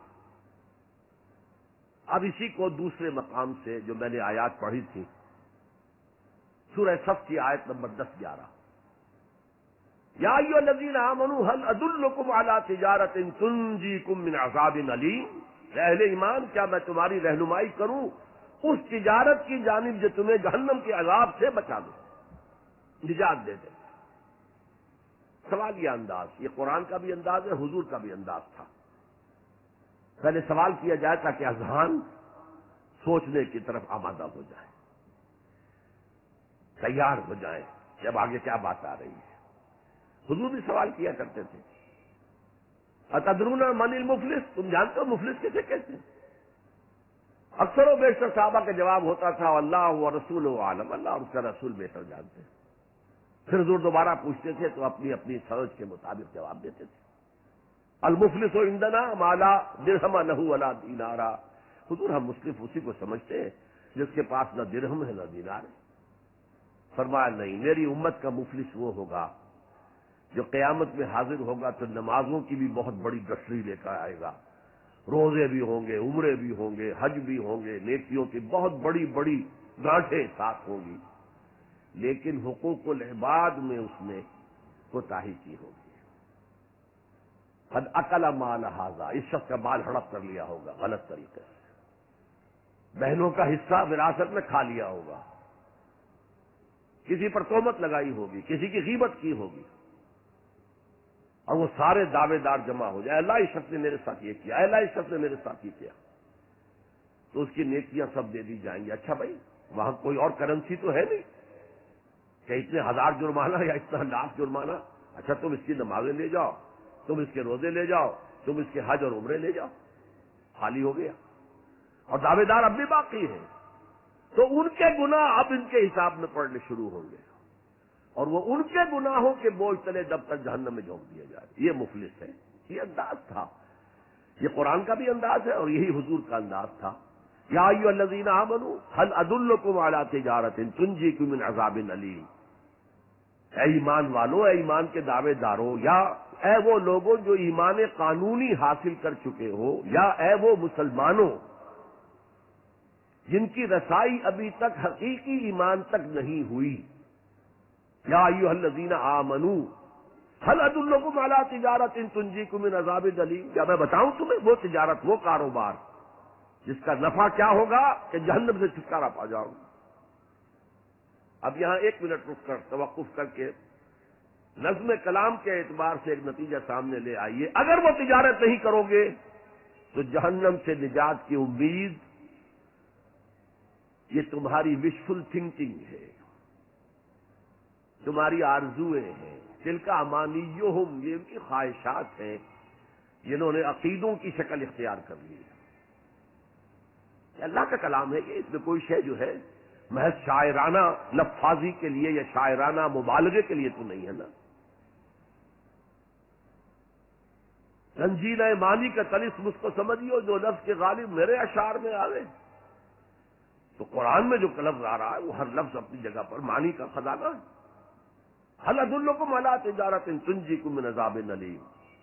اب جواب سنیے، تؤمنون باللہ ورسولہ، ایمان لاؤ اللہ پر اور اس کے رسول پر جیسا کہ ایمان لانے کا حق ہے۔ بات وہی ہو گئی نا، وہ پہلا تمہارا قانونی ایمان تھا، اصل ایمان کچھ اور ہے۔ اسی کو سورہ نساء میں فرمایا، یا ایھا الذین آمنوا آمنوا باللہ ورسولہ والکتاب الذی نزل علی رسولہ والکتاب الذی انزل من قبل، اے ایمان کے دعوے دارو ایمان لاؤ جیسا کہ ایمان لانے کا حق ہے، اللہ پر بھی اور اس کے رسول پر بھی، اور اس کتاب پر بھی جو اپنے رسول پر اسے نازل فرمائی، اور اس کتاب پر بھی جو پہلے نازل کی۔ تؤمنون باللہ ورسولہ وتجاہدون فی سبیل اللہ باموالکم وانفسکم، بالکل وہی آیت نمبر 15 بن گئی کہ نہیں سورہ حجرات کی۔ ایمان لاؤ اللہ پر اس کے رسول پر، یا ایمان رکھو اللہ پر اس کے رسول پر جیسے کہ ایمان کا حق ہے، اور جہاد کرو اللہ کے راہ میں اپنی جانوں اور مالوں کے ساتھ۔ تؤمنون باللہ ورسولہ وتجاہدون فی سبیل اللہ باموالکم وانفسکم ذالکم خیر لکم ان کنتم تعلمون، یہی تمہارے حق میں بہتر ہے اگر تم سمجھو۔ اگرچہ بظاہر تو گھاٹے کا سودا ہے دنیاوی اعتبار سے، اللہ کی راہ میں جہاد کرنا جان کا اندیشہ ہے، قتال کے لیے نکلنا جان کا، جو اگر بچ کے آ گئے تو ایک نئی زندگی سمجھیے، ورنہ انسان میدان جنگ میں جاتا ہے تو جان ہتھیلی پر رکھ کر جاتا ہے۔ مال مانگا جا رہا ہے اللہ کی راہ میں، مال دے کر دنیا میں تو بہرحال دولت کی کمی کا احساس ہوتا ہے نا، اگرچہ تمہیں گھاٹے کا سودا نظر آتا ہے، حقیقت میں یہی نفع کا سودا ہے اگر تمہارے پاس علم حقیقی ہے۔ اب ان دو مقامات سے جو نتیجہ میں نے نکالا، دیر کین بی نو ایمان وداؤٹ جہاد فی سبیل اللہ، there can be no salvation on the day of judgement without جہاد فی سبیل اللہ۔ کس قدر اہم ہے جہاد فی سبیل اللہ کو اب سمجھنا، اس کے تقاضوں کو جاننا، اس کی شرائط کا فہم حاصل کرنا۔ اس ضمن میں جو دنیا میں آج غلط فہمیاں پھیلی ہوئی ہیں اور زبردستی پھیلائی بھی جا رہی ہیں جان بوجھ کر، اس کا اصل سبب ہم خود ہیں۔ ہماری بہت بڑی غلطی ہوئی، بہت بڑی غلطی ہوئی، بہت بڑی غلطی ہوئی کہ ہم نے جہاد اور قتال کو ہم مانی قرار دے دیا۔ یہ بھی جوڑا وہی ہے، عام اور خاص، لیکن جہاد اور قتال یہ ہم مانی نہیں ہے، سینونیمس نہیں ہے۔ اسی لیے میں نے سورہ صف کی آیت نمبر 4 بھی آپ کو سنائی۔ اب یہ اس اعتبار سے جہاد اور قتال فی سبیل اللہ پر قرآن مجید کی جامع ترین صورت ہے، کل 14 آیتیں، اس میں جہاد فی سبیل اللہ کا ذکر بھی ہے، یہ آیت نمبر 11 کے اندر، اور آیت نمبر 4 میں قتال فی سبیل اللہ کا حکم بھی ہے۔ ان اللہ یحب الذین یقاتلون فی سبیلہ صفا کانہم بنیان مرصوص، اللہ کو محبوب تو وہ بندے ہیں اس کے جو اس کی راہ میں جنگ کرتے ہیں صفیں باندھ کر گویا کہ سیسا پلائی ہوئی دیوار ہے۔ قتال فی سبیل اللہ، جہاد فی سبیل، دو اصطلاحات ہیں، ان کا مفہوم بالکل ایک تو نہیں ہو سکتا۔ ہمارے ہاں ان دونوں کو مترادف قرار دے دیا، اس کے نتائج کیا نکلے؟ قتال ہر وقت تو ہوتا ہی نہیں، لہذا جہاد ثانوی شے ہو گیا، اس کی اہمیت ہی نہیں رہی، وہ جو بیک برنر کی جگہ ہوتی ہے وہاں رکھ دیا گیا۔ بعض لوگوں نے ایک اور غلطی کی اس کے برعکس، جہاد کی اہمیت کے پیش نظر انہوں نے اسے ارکان اسلام میں داخل کر دیا، یہ بہت بڑی جسارت ہے، اس لیے کہ متفق علیہ حدیث حضرت عبداللہ ابن عمر سے میں سنا چکا ہوں، 5 ارکان اسلام کے، اور حدیث جبرائیل میں اسلام کی ڈیفینیشن وہی 5 چیزیں، چھٹی چیز داخل کرنے کا کسی کو حق نہیں۔ ارکان اسلام میں جہاد فی سبیل اللہ شامل ہے، ارکان ایمان میں شامل ہے۔ There can be no ایمان without جہاد فی سبیل اللہ، and there can be no salvation، نجات کا کوئی امکان نہیں ہے اگر جہاد فی سبیل اللہ نہیں۔ ہم نے مترادف بنا کر ایک طرف تو سیکنڈری حیثیت دے دی اس کو، اور اس سے ستم بالائے ستم، مسلمان جنگ کرے وہ جہاد فی سبیل اللہ ہے، مسلمان بادشاہ ہے، زانی ہے، شرابی ہے، بدماش ہے، عیاش ہے، اور وہ صرف کسی اپنے پڑوسی غیر مسلم ملک پر حملہ کر رہا ہے تاکہ اس کی ریونیوز بڑھ جائیں، اس کی آمدنی بڑھ جائے، اس کی عیاشیوں کا میں اضافہ ہو جائے، وہ اور زیادہ بڑے محل بنائے، تو اس کی جنگ جہاد فی سبیل اللہ ہوگی۔ ہم نے بدنام کیا جہاد فی سبیل اللہ، اب غیر مسلم تو یہ سب کچھ دیکھتے ہیں، جہاد کسے کہتے ہیں؟ اسی کے اعتبار سے پھر مفہوم ان کے سامنے آتا۔ یہ مغالطہ ہم نے ڈالا، اس کے نتائج آج ہم بھگت رہے ہیں۔ اب سمجھیے مثبت طور پر جہاد فی سبیل اللہ ہے کیا، اس کے مراحل کیا ہیں۔ ایک 9 سٹوریج بلڈنگ کا آپ تصور کریں گے جس کی نویں منزل پر جا کر قتال آئے گا، اس سے پہلے نہیں، لیکن اس سے بھی پہلے لفظی معنی کیا ہے جہاد کے؟ جہاد کا لفظ بنا جوہد سے، جوہد کے معنی کوشش، جد و جہد اردو میں ہم بولتے ہیں، اور آج کے عنوان میں بھی جد و جہد ہی کا لفظ استعمال ہوا ہے، لیکن جیسا کہ میں نے کہا تھا مختلف ابواب میں آنے سے معنی بدلتے ہیں۔ جہاد یا مجاہدہ، جوہد یک طرفہ ہے، کوشش، کسی کام کے لیے آپ کوشش کر رہے ہیں، to exert yourself for something, for some objective.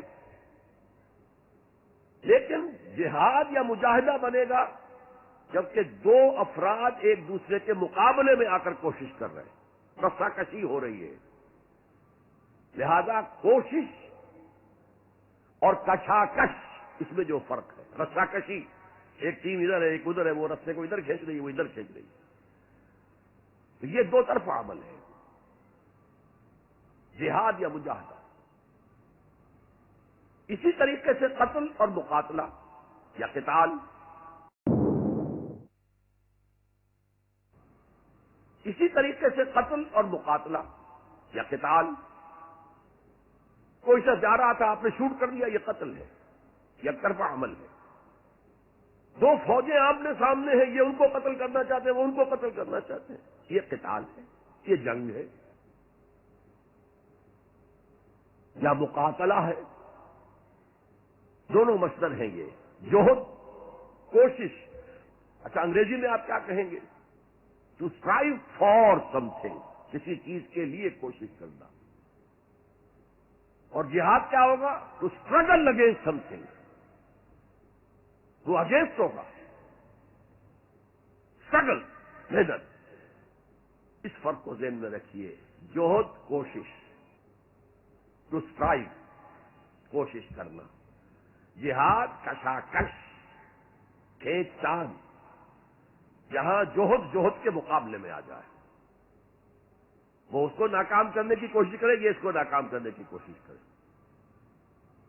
ایک ویکینسی ڈکلیئر ہوئی ہے، اب آپ پورا زور لگا رہے ہیں، جو سفارش ہو سکے، جو کچھ ہو سکے کسی طریقے سے مجھے ملے، ایک اور شخص بھی زور لگا رہا ہے، یہ آپ کا جہاد ہو رہا ہے۔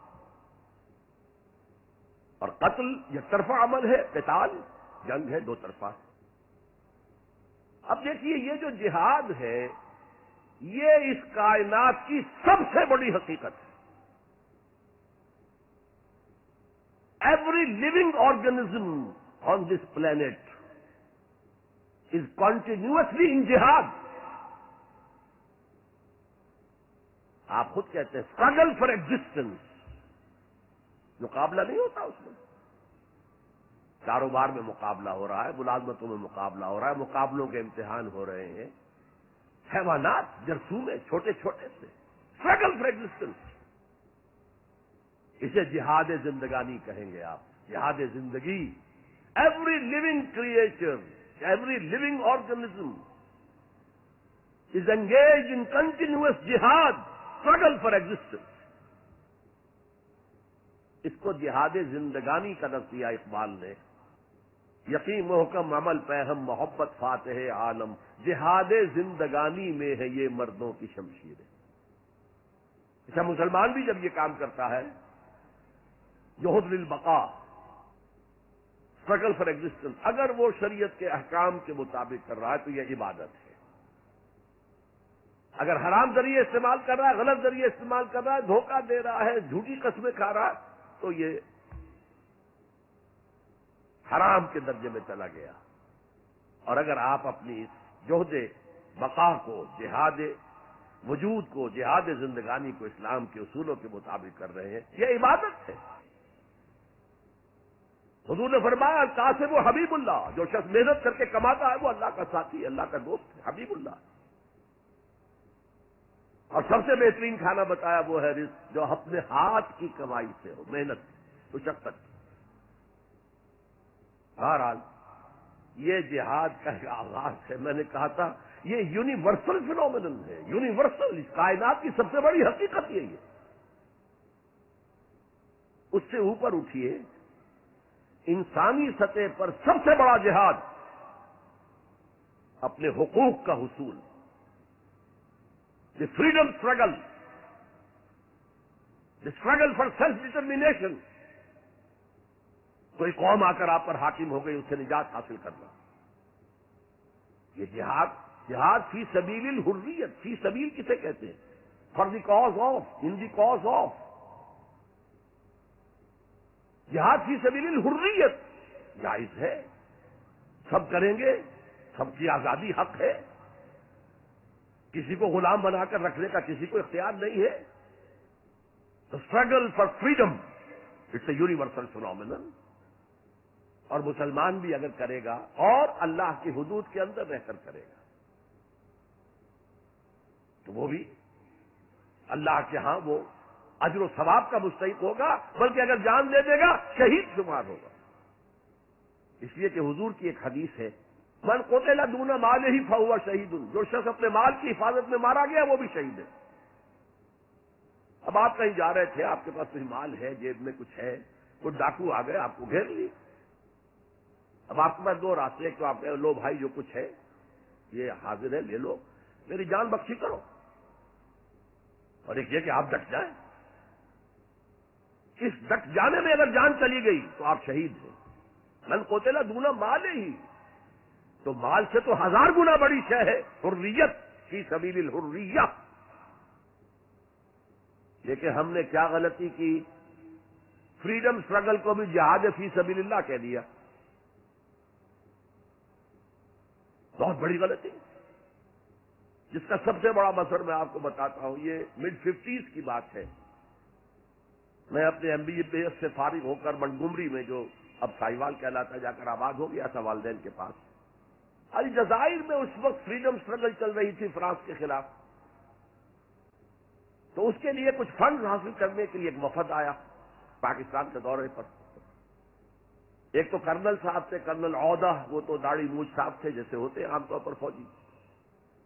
لیکن ایک بہت بڑے عالم دین علامہ بشیر الابراہیمی الجزائری، بہت مشہور، بہت بڑے عالم، وہ بھی ساتھ تھے، انہوں نے جو تقریر کی عربی میں جہاد فی سبیل اللہ، جہاد فی سبیل اللہ، واقعہ یہ کہ وجد میں آ گیا پورا مجمع۔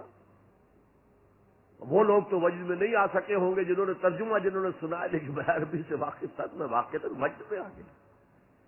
قرآن کا بیان، حدیث کے بیان، جہاد فی سبیل اللہ کی اہمیت، جہاد فی سبیل اللہ کا مقام و مرتبہ۔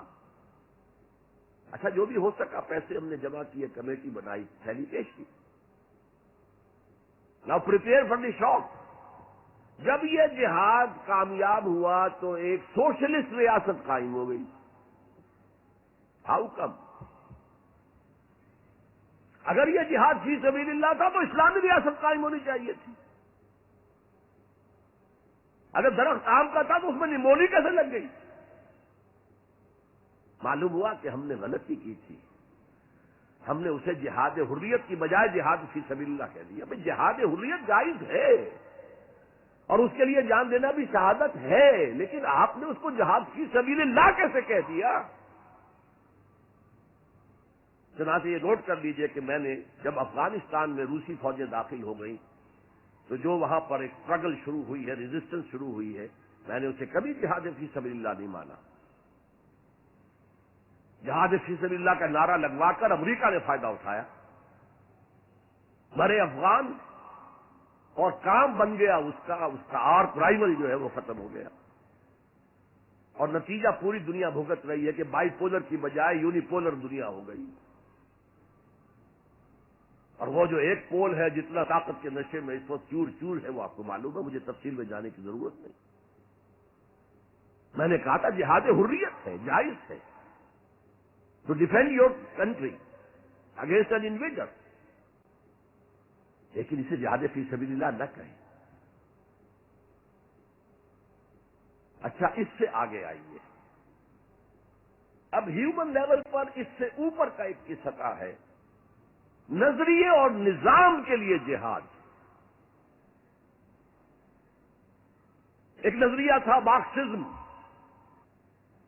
اس کے بنا پر نظام جو بنا وہ communism. Who really believed in Marxism and communism, he struggled to establish a communist state. یہ جہاد ہے فی سبیل الاشتراکیہ، اشتراکیت کی راہ میں جہاد کر رہے ہیں، جانے دے رہے ہیں، مر رہے ہیں۔ راہ کی فوجیں جو ہیں وہ شوٹ کر رہی ہیں کھڑے ہو کر کے قطاروں کے اندر، جانے دے رہے ہیں۔ اس کے بغیر تو ظاہر بات ہے شہنشاہیت، زار کی شہنشاہیت کہیں جگہ چھوڑ سکتی تھی، کہیں اپنی جڑ چھوڑ سکتی تھی؟ تو یہ جو جہاد ہے یہ ہے نظریے کی بنیاد پر، اس نظریے پر ایک نظام قائم ہوتا ہے، جس نظریے میں وہ بلیو کرتے ہیں کہ یہی حق ہے، یہی انسان کے لیے بہتر ہے، اسی میں عدل ہے، اسی میں انصاف ہے، اس کو قائم کرنے کی جد و جہد کرنا ان پر فرض ہے۔ نہیں کرتے تو آپ کہیں گے ایسے ہی جھوٹ موٹ کو بنا پھرتا ہے کمیونسٹ، اس کی تو ساری دوستیاں، اس کے سارے تعلقات جو ہیں وہ تو کیپیٹلسٹ کے ساتھ ہیں، تو ان کے تنخواہیں لیتا۔ آپ کہتے کہ نہیں کہتے؟ یہ ہے جہاد، اگر وہ نظریہ ایمان ہے اور نظام اسلام ہے، اس کے لیے جو جہاد ہوگا وہ جہاد فی سبیل اللہ ہے۔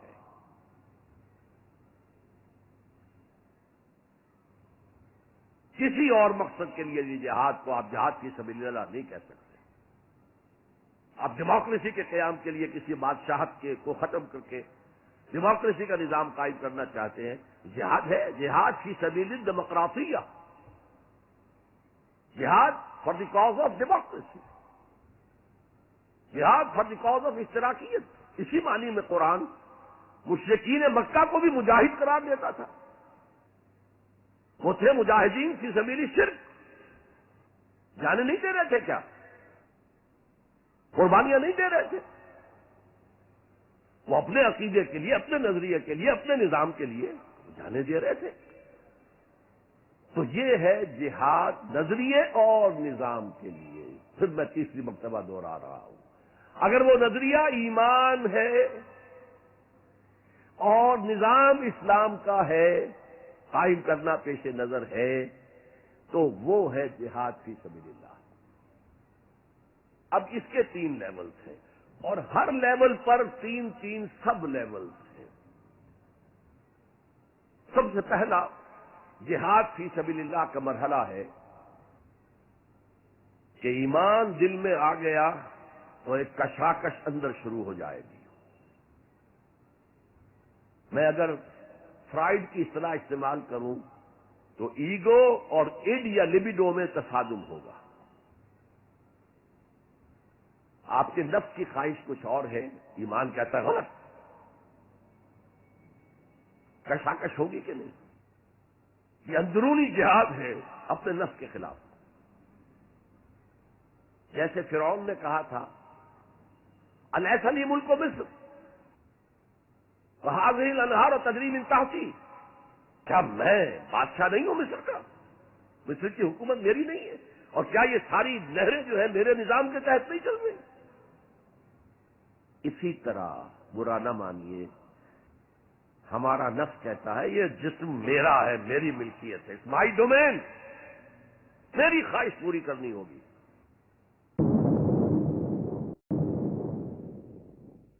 اسی طرح برا نہ مانیے، ہمارا نفس کہتا ہے یہ جسم میرا ہے، میری ملکیت ہے، مائی ڈومین، میری خواہش پوری کرنی ہوگی۔ جیسے اس نے کہا میں نہیں جانتا کوئی خدا ہے میرے سوا اور میرے اوپر، میں نہیں مانتا۔ نفس بھی کہتا میں نہیں ماننے کو تیار، کیا حلال ہے کیا حرام ہے، کیا جائز ہے کیا ناجائز، میری خواہش پوری کرو۔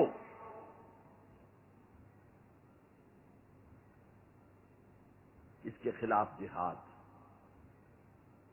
یہ پہلی منزل کا جہاد ہے۔ اور آپ کو معلوم ہے 3 منزلہ عمارت ہے تو بلند ترین تو ہے تیسری منزل، اہم ترین ہے پہلی منزل۔ پہلی منزل بنے گی تو دوسری بنے گی، دوسری ہوگی تو تیسری بنے گی نا۔ پہلی منزل یہ ہے اور اہم ترین یہ ہے۔ اسی لیے مولانا روم نے کہا نفس ماں ہم کم طرف فرعون نیست، میرا نفس بھی فرعون سے کم نہیں ہے، لیکن ایراعون نیست، اس کے پاس لاؤ لشکر تھا، اس نے زبان سے بھی کہہ دیا تھا انا ربکم الاعلی، میں ہوں خدا۔ میرا نفس بیچارہ اس کے پاس کوئی لاؤ لشکر نہیں، زبان سے تو یہ کچھ نہیں کہتا، اندر یہی کہتا میں بادشاہ ہوں اس وجود کا، میری مرضی پوری ہو۔ تو اسٹرگل اگینسٹ دس بیسر سیلف، ایک سیلف ہے اونچی سیلف، خود ہی انا ایگو، اور ایک ہے یہ بیسر سیلف، یمانی جبلتیں جو اندھی بہری ہیں، جو حلال اور حرام سے انہیں کوئی غرض نہیں، ان کے خلاف جہاد کرنا۔ آپ نے فرمایا صلی اللہ علیہ وسلم المجاہد من جاہد نفسہ، اصل مجاہد وہ ہے جو اپنے نفس کے خلاف جہاد کر سکے۔ تمہارے اندر یہ دشمن تو بیٹھا ہوا ہے، تکڑا ہے، تمہیں کنٹرول کر رہا، چلے وہ باہر کے دشمنوں سے جہاد کرنے کے لیے۔ تم نے ٹانگے کو گھوڑے کے آگے باندھ دیا۔ اور ایک دفعہ حضور سے پوچھا گیا ای الجہاد افضل یا رسول اللہ، اے اللہ کے رسول سب سے افضل جہاد کون سا ہے؟ فرمایا ان تجاہد نفسک فی طاعت اللہ، اپنے نفس کے خلاف جہاد کرو، اسے اللہ کا مطیع کرو۔ یہ جو اندر کی کشمکش ہے، کشاکش ہے، یہ جہاد فی سبیل اللہ کا نقطۂ آغاز، اللہ کا مطیع بنانا ہے نفس کو۔ اس کے ساتھ 2 سب لیول اور ہیں۔ اس نفس کو بھڑکانے والی ایک قوت ہے انویزیبل، اور ویزیبل بھی ہے۔ انویزیبل قوت سب سے بڑی ابلیس، شیطان، لعین، اور اس کے چیلے چاٹے جنات میں سے، اور ویزیبل میں انسانوں میں جو اس کے ایجنٹ ہیں، جو فحاشی کو کلچر کا نام دے، یہ اس ابلیس کے چیلے ہیں۔ ان کے خلاف جہاد نہیں کریں گے آپ، اگر آپ ان کے خلاف ایگریسو ایٹیٹیوڈ اختیار نہیں کریں گے تو آپ ان کے دباؤ میں آ جائیں گے۔ ان شیطان لکم عدو فاتخذوہ عدوا، اے لوگوں یہ شیطان تمہارا دشمن ہے، اس کو اپنا دشمن سمجھو۔ وہ تمہیں سبز باغ دکھاتا ہے، بدی کو مزین کر کے دکھاتا ہے، اچھے اچھے نام اس کے رکھ دیتا ہے اور تمہیں آمادہ کرتا ہے بدی کے ارتکاب پر. نہیں، وہ تمہارا دشمن ہے. افتتخذونہ وذریتہ اولیاء من دونی، تم مجھے چھوڑ کر اسے اور اس کے چیلے چانٹوں کو تم اپنا دوست بناتے ہو. نہیں، شیطان کے خلاف جنگ کرو.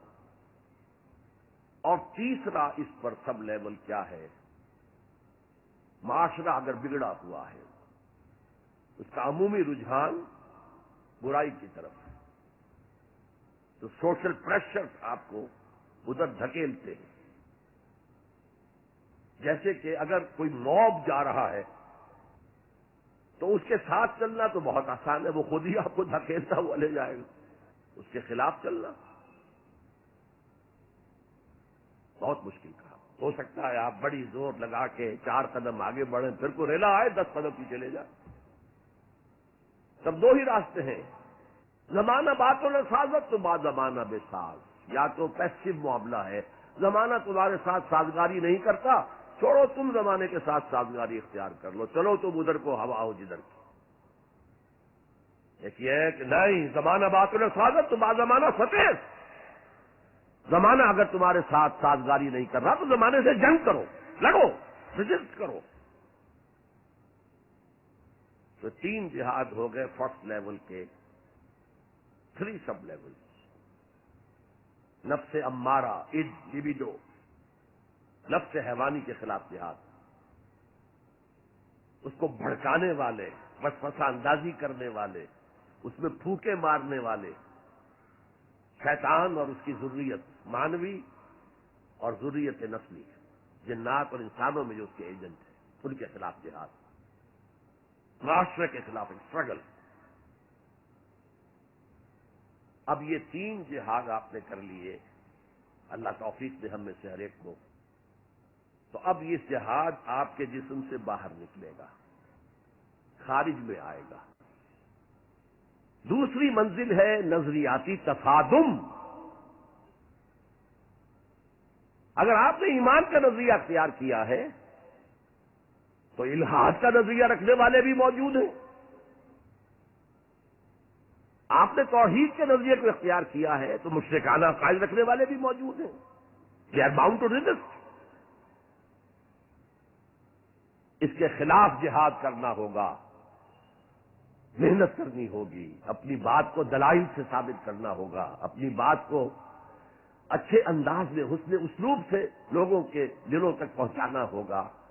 ظاہر بات ہے وقت لگے گا، جان کھپے گی، اور اگر آپ انتہائی سنسیئر ہیں، یہ آپ کا ایک لائف لانگ اور ہول ٹائم جو ہے آپ کی انگیجمنٹ ہوگی. یہ اینڈ ٹائم از منی. جہاد بالمال، جہاد بالنفس. یہ ہے دعوت و تبلیغ کہہ لیں اسے، اپنے نظریات کو پھیلانا کہہ لیں. آخر مارکسسٹ نے اپنے نظریات کو پھیلایا، پہلے پیور فلاسفی کی سطح پر ٹاپ انٹلیکچوئل کو دنیا کے انہیں پوزیس کیا. اس کے بعد ادب کے ذریعے سے، ڈراموں کے ذریعے سے، شاعری کے ذریعے سے، افسانوں کے ذریعے سے وہ فکر جو تھا، طبقاتی شعور، کلاس کانشسنس کا شعور پیدا کیا. اور ہوتے ہوتے یہاں تک کہ ریڈی والے کے زبان پر بھی لفظ آ گیا استحصال. او اتنا ثقیل عربی لفظ، استحصال کر رہے ہیں. یہ سارا کام یوں ہی تو نہیں ہو گیا. کتنے ادیبوں نے، کتنے ڈرامہ نویسوں نے، کتنے شاعروں نے اس فلسفے کو پھیلایا ہوگا. اچھا، اس کے بھی 3 سب لیولز ہیں. ہر انسانی معاشرہ 3 سطح کے لوگوں پر مشتمل ہے. ایک انٹلیکچوئل مائنورٹی ہوتی ہے، انٹیلیجنسیا ہوتا ہے، یا جسے ایک اور اصطلاح میں کہتے ہیں brain trust of the society. They control direction and destination of the society. ہوتے ہیں مائنورٹی، مائنیوٹ مائنورٹی، لیکن ان کا اور پوری قوم کا جو باہمی رشتہ ہے وہ کیا ہے؟ جیسے یہ دماغ اور پورا جسم. میری ٹانگیں مجھے لے کر چل سکتی ہیں، دوڑ سکتی ہیں، اگرچہ اب میں دوڑ نہیں سکتا، घुटनों के ऑपरेशन के बाद, लेकिन भागल दौड़ा भी करता था। लेकिन किधर जाना है इसका फैसला यहां होता है, ये सलाहियत टांगों में नहीं है। हाँ, यहां से फैसला दौड़ो, दौड़ेंगे। हाथ पकड़ सकता है किसी चीज को, किसको पकड़े किसको ना पकड़े। हो सकता है कि आपने हाथ बढ़ा भी दिया हो, किसी को लकड़ी सूखी समझकर आप जो है जंगल के अंदर से ईंधन जमा कर रहे हैं, अचानक आंख ने देखा वो तो हरकत कर रही है, फौरन इतला गई, अरे ये तो सांप मालूम होता है, यहां से हुक्म आया हाथ खींच लो, फौरन खींच लिए। तो कंट्रोल तो ये कर रहा है ना। मासिस किसी माशरे की न डायरेक्शन मुअय्यन कर सकते हैं, न उसकी डेस्टिनेशन का फैसला कर सकते हैं। ये उसका इंटेलिजेंसिया है, ये उसका ब्रेन ट्रस्ट है, ये उसका इंटेलेक्चुअल एलीट है। लिहाजा इस नजरियाती तसादुम में भी प्रायोरिटी नंबर 1 वो तबका है। अगर वो आपके नजरियात के कायल नहीं होंगे, हामिल नहीं होंगे, there can be know collective change in this society. अफराद कुछ मिल जाएंगे आपको, अफराद के अंदर होते हैं जो कबूल कर लेते हैं बस, लेकिन माशरा उनके कंट्रोल में। अफराद के अंदर होते हैं जो कबूल कर लेते हैं बस, लेकिन माशरा उनके कंट्रोल में। और इस सतह के लोगों को दावत देना, तबलीग करना आसान काम नहीं। आपको दलील से बात करनी होगी, आपको उनके नजरियात का तज्जिया करना होगा, इसमें कितना हिस्सा गलत है, कितना सही है। इनके दिमागों में मार्क्सिज्म घुसा हुआ है, इनके दिमागों में फ्रायडिज्म घुसा हुआ है, इनके दिमागों में डार्विनिज्म घुसा हुआ है, इनके दिमागों में लॉजिकल पॉजिटिविज्म घुसा हुआ है। हाँ, कुछ लोग रहे हैं आइडियलिस्ट भी। एक हिंदुस्तान में मुसलमान पैदा हुआ आइडियलिस्ट फलसफी अल्लामा इकबाल, और दूसरे हिंदू राधा कृष्णन, बहुत बड़े आइडियलिस्ट, इसमें कोई शक नहीं। और उनको अल्लाह ने लंबी उम्र भी दी, तो उन्होंने जो तसानी फलसफे पर लिखी है अल्लामा इकबाल नहीं लिख पाए। तो ये जो तबका है ये आम वाज़ो नसीहत से असर कबूल नहीं करता, because there is a barrier in their mind, in their brain. You have to piers through that barrier and only then you can approach their heart. उनके दिलों तक रसाई नहीं हो सकती बराह रास्त जब तक कि ये खौल जो है, ये नजरियाती खौल, इसको पियर्स न किया जाए। और उसको पियर्स करना आसान नहीं है। कुछ ज़हीन नौजवान, फतीन नौजवान, आला सलाहियतों वाले नौजवान अपनी पूरी जिंदगी इसी काम के लिए वक्फ करें कि एक तरफ इन जदीद उलूम और नजरियात को गहराई में उतर कर पढ़ना है और समझना है। जब तक आप उन नजरियात को जानेंगे नहीं, नफी कैसे करेंगे? आप कैसे आज तज्जिया करेंगे कि इसमें ये हिस्सा सही है, ये हिस्सा गलत है? और दूसरी तरफ कुरान की गहराई में गोताजनी करनी है ताकि हिदायत जो अल्लाह की आई हुई है उसको आप अच्छी तरह समझें, और फिर उस नूर की रोशनी में फिर आप लोगों को उन चीजों के खिलाफ मुतनब्बे करें कि इसमें ये गलती है, इसमें ये गलती है। इकोनॉमिक्स की ये थ्योरी गलत है, बातिल साबित हो चुकी है। डार्विनिज्म जो है वो बायोलॉजी के मैदान में शिकस्त दिया जा चुका है। लेकिन ये कि ये तो काम करना जो है it's a life long affair. अब जाहिर बात है आपके इल्म में शायद हो कि जब मार्क्स किताब लिख रहा था लास्ट कैपिटल, तो उसे फाके आ रहे थे, उसे कुछ सपोर्ट करता था एंजल्स, लेकिन ये कि कुछ अर्थ ऐसे भी हुआ है कि वो भी सपोर्ट नहीं करता। लेकिन फिर उसकी किताब ने दुनिया को पोजेस किया है, उसके फलसफे ने लोगों को अपनी गिरफ्त में लिया है, तभी तो फिर इनकलाब बरपा हुआ। इसी तरीके से जब तक कि कुछ नौजवान इसे अपना पूरी जिंदगी का कैरियर नहीं बनाएंगे, इसका कोई इम्कान नहीं है कि इस तबके में आप कोई डेंट भी डाल सके। और अगर ये नहीं होगा तो society as a whole, the state as a whole will never accept any change. इससे नीचे आइए, अवाम उन्नास, उनके दिमाग क्लीन स्लेट की तरह है, इसमें ना कोई खन्नास डार्विनिज्म का भरा हुआ है, ना फ्रायडिज्म का है, ना मार्क्सिज्म का है, कुछ भी नहीं, क्लीन स्लेट है। इसको वाज़ो नसीहत के जरिए से ایسی بات جو از دل خیزت بر دل ریزت، دل سے اٹھے دل پہ اتر جائے. سادہ ترین زبان میں بھی بات کروں وہ قبول کریں گے، بس صرف اس کی ایک شرط ہے، آپ کا عمل بھی گواہی دے رہا ہو کہ آپ واقعی جو کہہ رہے ہیں اس پر خود بھی عمل پیرا ہے. یہ اگر پہلی منزل آپ سر کر آئے ہیں تب تو ٹھیک ہے. اگر پہلی منزل آپ نے سر نہیں کی اور آپ شروع ہو گئے مبلغ کی حیثیت سے، تو ایسا مبلغ جو ہے وہ اسلام کو بدنام کرے گا. وَمَنْ أَحْسَنُ قَوْلًا مِّمَّنْ دَعَا إِلَى اللَّهِ وَعَمِلَ صَالِحًا وَقَالَ إِنَّهُ مِنَ الْمُسْلِمِينَ. اس شخص سے بہتر بات اور کس کی ہوگی جو اللہ کی طرف بلائے اور عمل نیک کرے اور کہے کہ میں بھی مسلمانوں میں سے ہوں، میں بھی کوئی بڑا اونچا آدمی نہیں ہوں، کوئی بہت اعلیٰ تم سے برتر نہیں ہوں. کہ خاص لیول پر جب انسان دینی اعتبار سے پہنچ جاتا ہے تو سب سے بڑا فتنہ جو لاحق اس سے ہو سکتا ہے وہ تکبر کا ہے، دوسروں کو بنظر استحقار دیکھنا.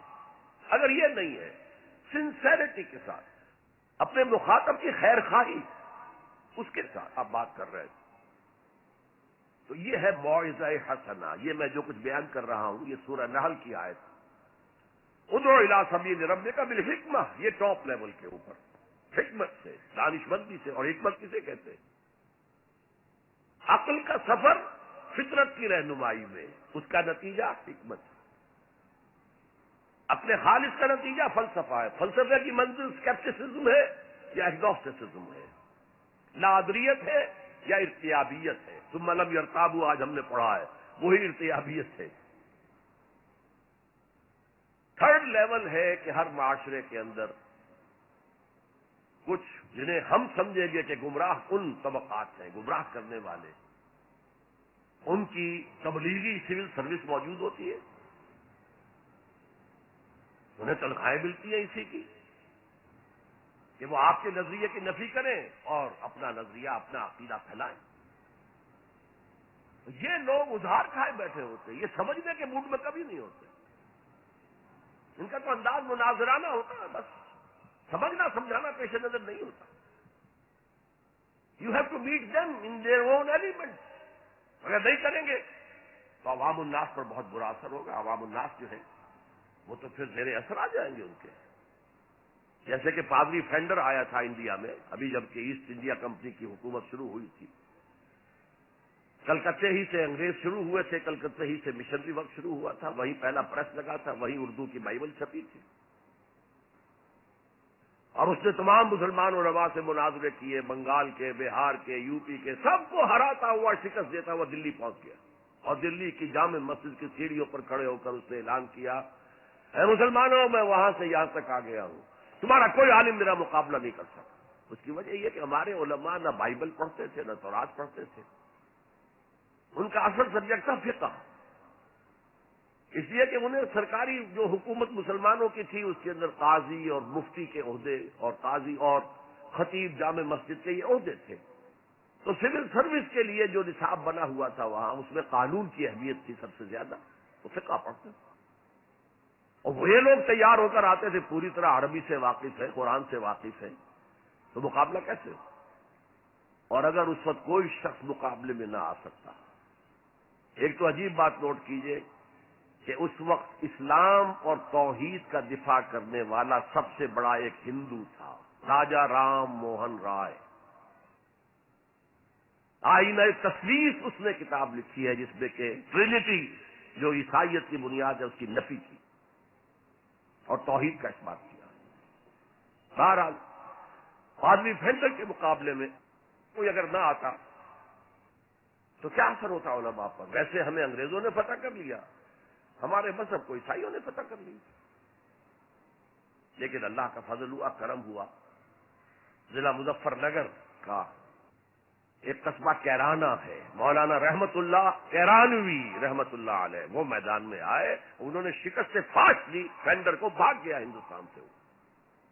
تو یہ جدال اس کو قرآن کہتا ہے، مناظرہ نہیں، عام لفظ استعمال ہوتا ہے مناظرہ، قرآن کہتا ہے مجادلہ. لیکن اس کے لیے بھی کیا کہتا ہے؟ جدال بھی کرو تو خوبصورت طریقے سے، گالت گلوچ نہ کرو، لوگوں کی توہین نہ کرو، ان کے جھوٹے معبود ہیں تو انہیں گالیاں مت دو، شریفانہ انداز میں بات کرو. یہ 3 لیولز دعوت. ظاہر بات ہے کہ اس طرح کے مناظرے کے لیے بھی اسپیشل ٹریننگ کی ضرورت ہوتی ہے. اگر آپ ان مذاہب کی گہرائی میں نہیں اترے ہوئے، ان کی تاریخ کی جو ہے پورا پس منظر آپ کو معلوم نہیں، ان کے اسکرپچرس کو آپ نے نہیں پڑھا ہے، تو آپ کیسے کریں گے مناظرہ؟ تو یہ 3 سب لیولز ہیں دعوت و تبلیغ کے، جہاد کے، جس میں جان بھی لگتی ہے، مال بھی لگتا ہے. ایک ادعو الی سبیل ربک بالحکمہ for the elite, intellectual elite, والموعظۃ الحسنہ فار دی کامن ماسز، فجادلہم باللتی ہی احسن، اور جدال اور مجادلہ کرو ان کے ساتھ، لیکن بہت عمدہ طریقے سے، خوش اسلوبی سے. اس میں تہذیب ہونی چاہیے، شائستگی ہونی چاہیے. اگر وہ کہیں اس سے نیچے گر رہے تو مت گرنا. 2 لیول اور 6 سب لیول ہو گئے. اب آئیے، اس کا چوٹی کا جہاد ہے نظام کو بدلنا. مارکسزم کو مانا ہے تو فرض ہے کہ کمیونزم نافذ کرو. یہ سخت ترین مرحلہ ہے، اس لیے کہ ظاہر بات ہے کہ خلا تو کہیں ہے نہیں، کوئی نہ کوئی نظام تو ہے. اور وہ نظام اپنے آپ کو ڈیفینڈ کرتا ہے، وہ اسٹیٹس کو چاہتا ہے. اس کے ساتھ جو پریویلیج کلاسز ہیں وہ چاہیں گی نظام یہی رہے. کسی کی شاخوں پر تو ہمارے آشیانے بنے ہوئے ہیں، ہمارے گھونسلے ہیں، ہمارے مفادات پر زد پڑ رہی ہے. Guard up your lines, resist them. یہ معاملہ ہے جس میں تصادم آتا ہے. نظام تصادم کے بغیر نہیں بدل سکتا. دعوت کے ذریعے آپ سلیم الفطرت، سلیم العقل لوگوں کو کھینچ لیں گے، لیکن لاتوں کے بھوت باتوں سے نہیں مانتے. جن کے ویسٹڈ انٹرسٹ ہے وہ نہیں چھوڑیں گے. ان میں سے بھی ہو سکتا ہے نکل آئے. ابو بکر صدیق انہی میں سے تھے، عثمان غنی انہی میں سے تھے، لیکن نکل آتے، لوگ نکل آتے. لیکن اکثریت ان کی پروٹیکٹ جاتی ہے. گارڈ اپ یور لائنز، اپنے مفادات کا تحفظ کرو، بچاؤ اپنے مفادات کو. تو تصادم بیکمز انیویٹیبل، انیویٹیبل، انیویٹیبل.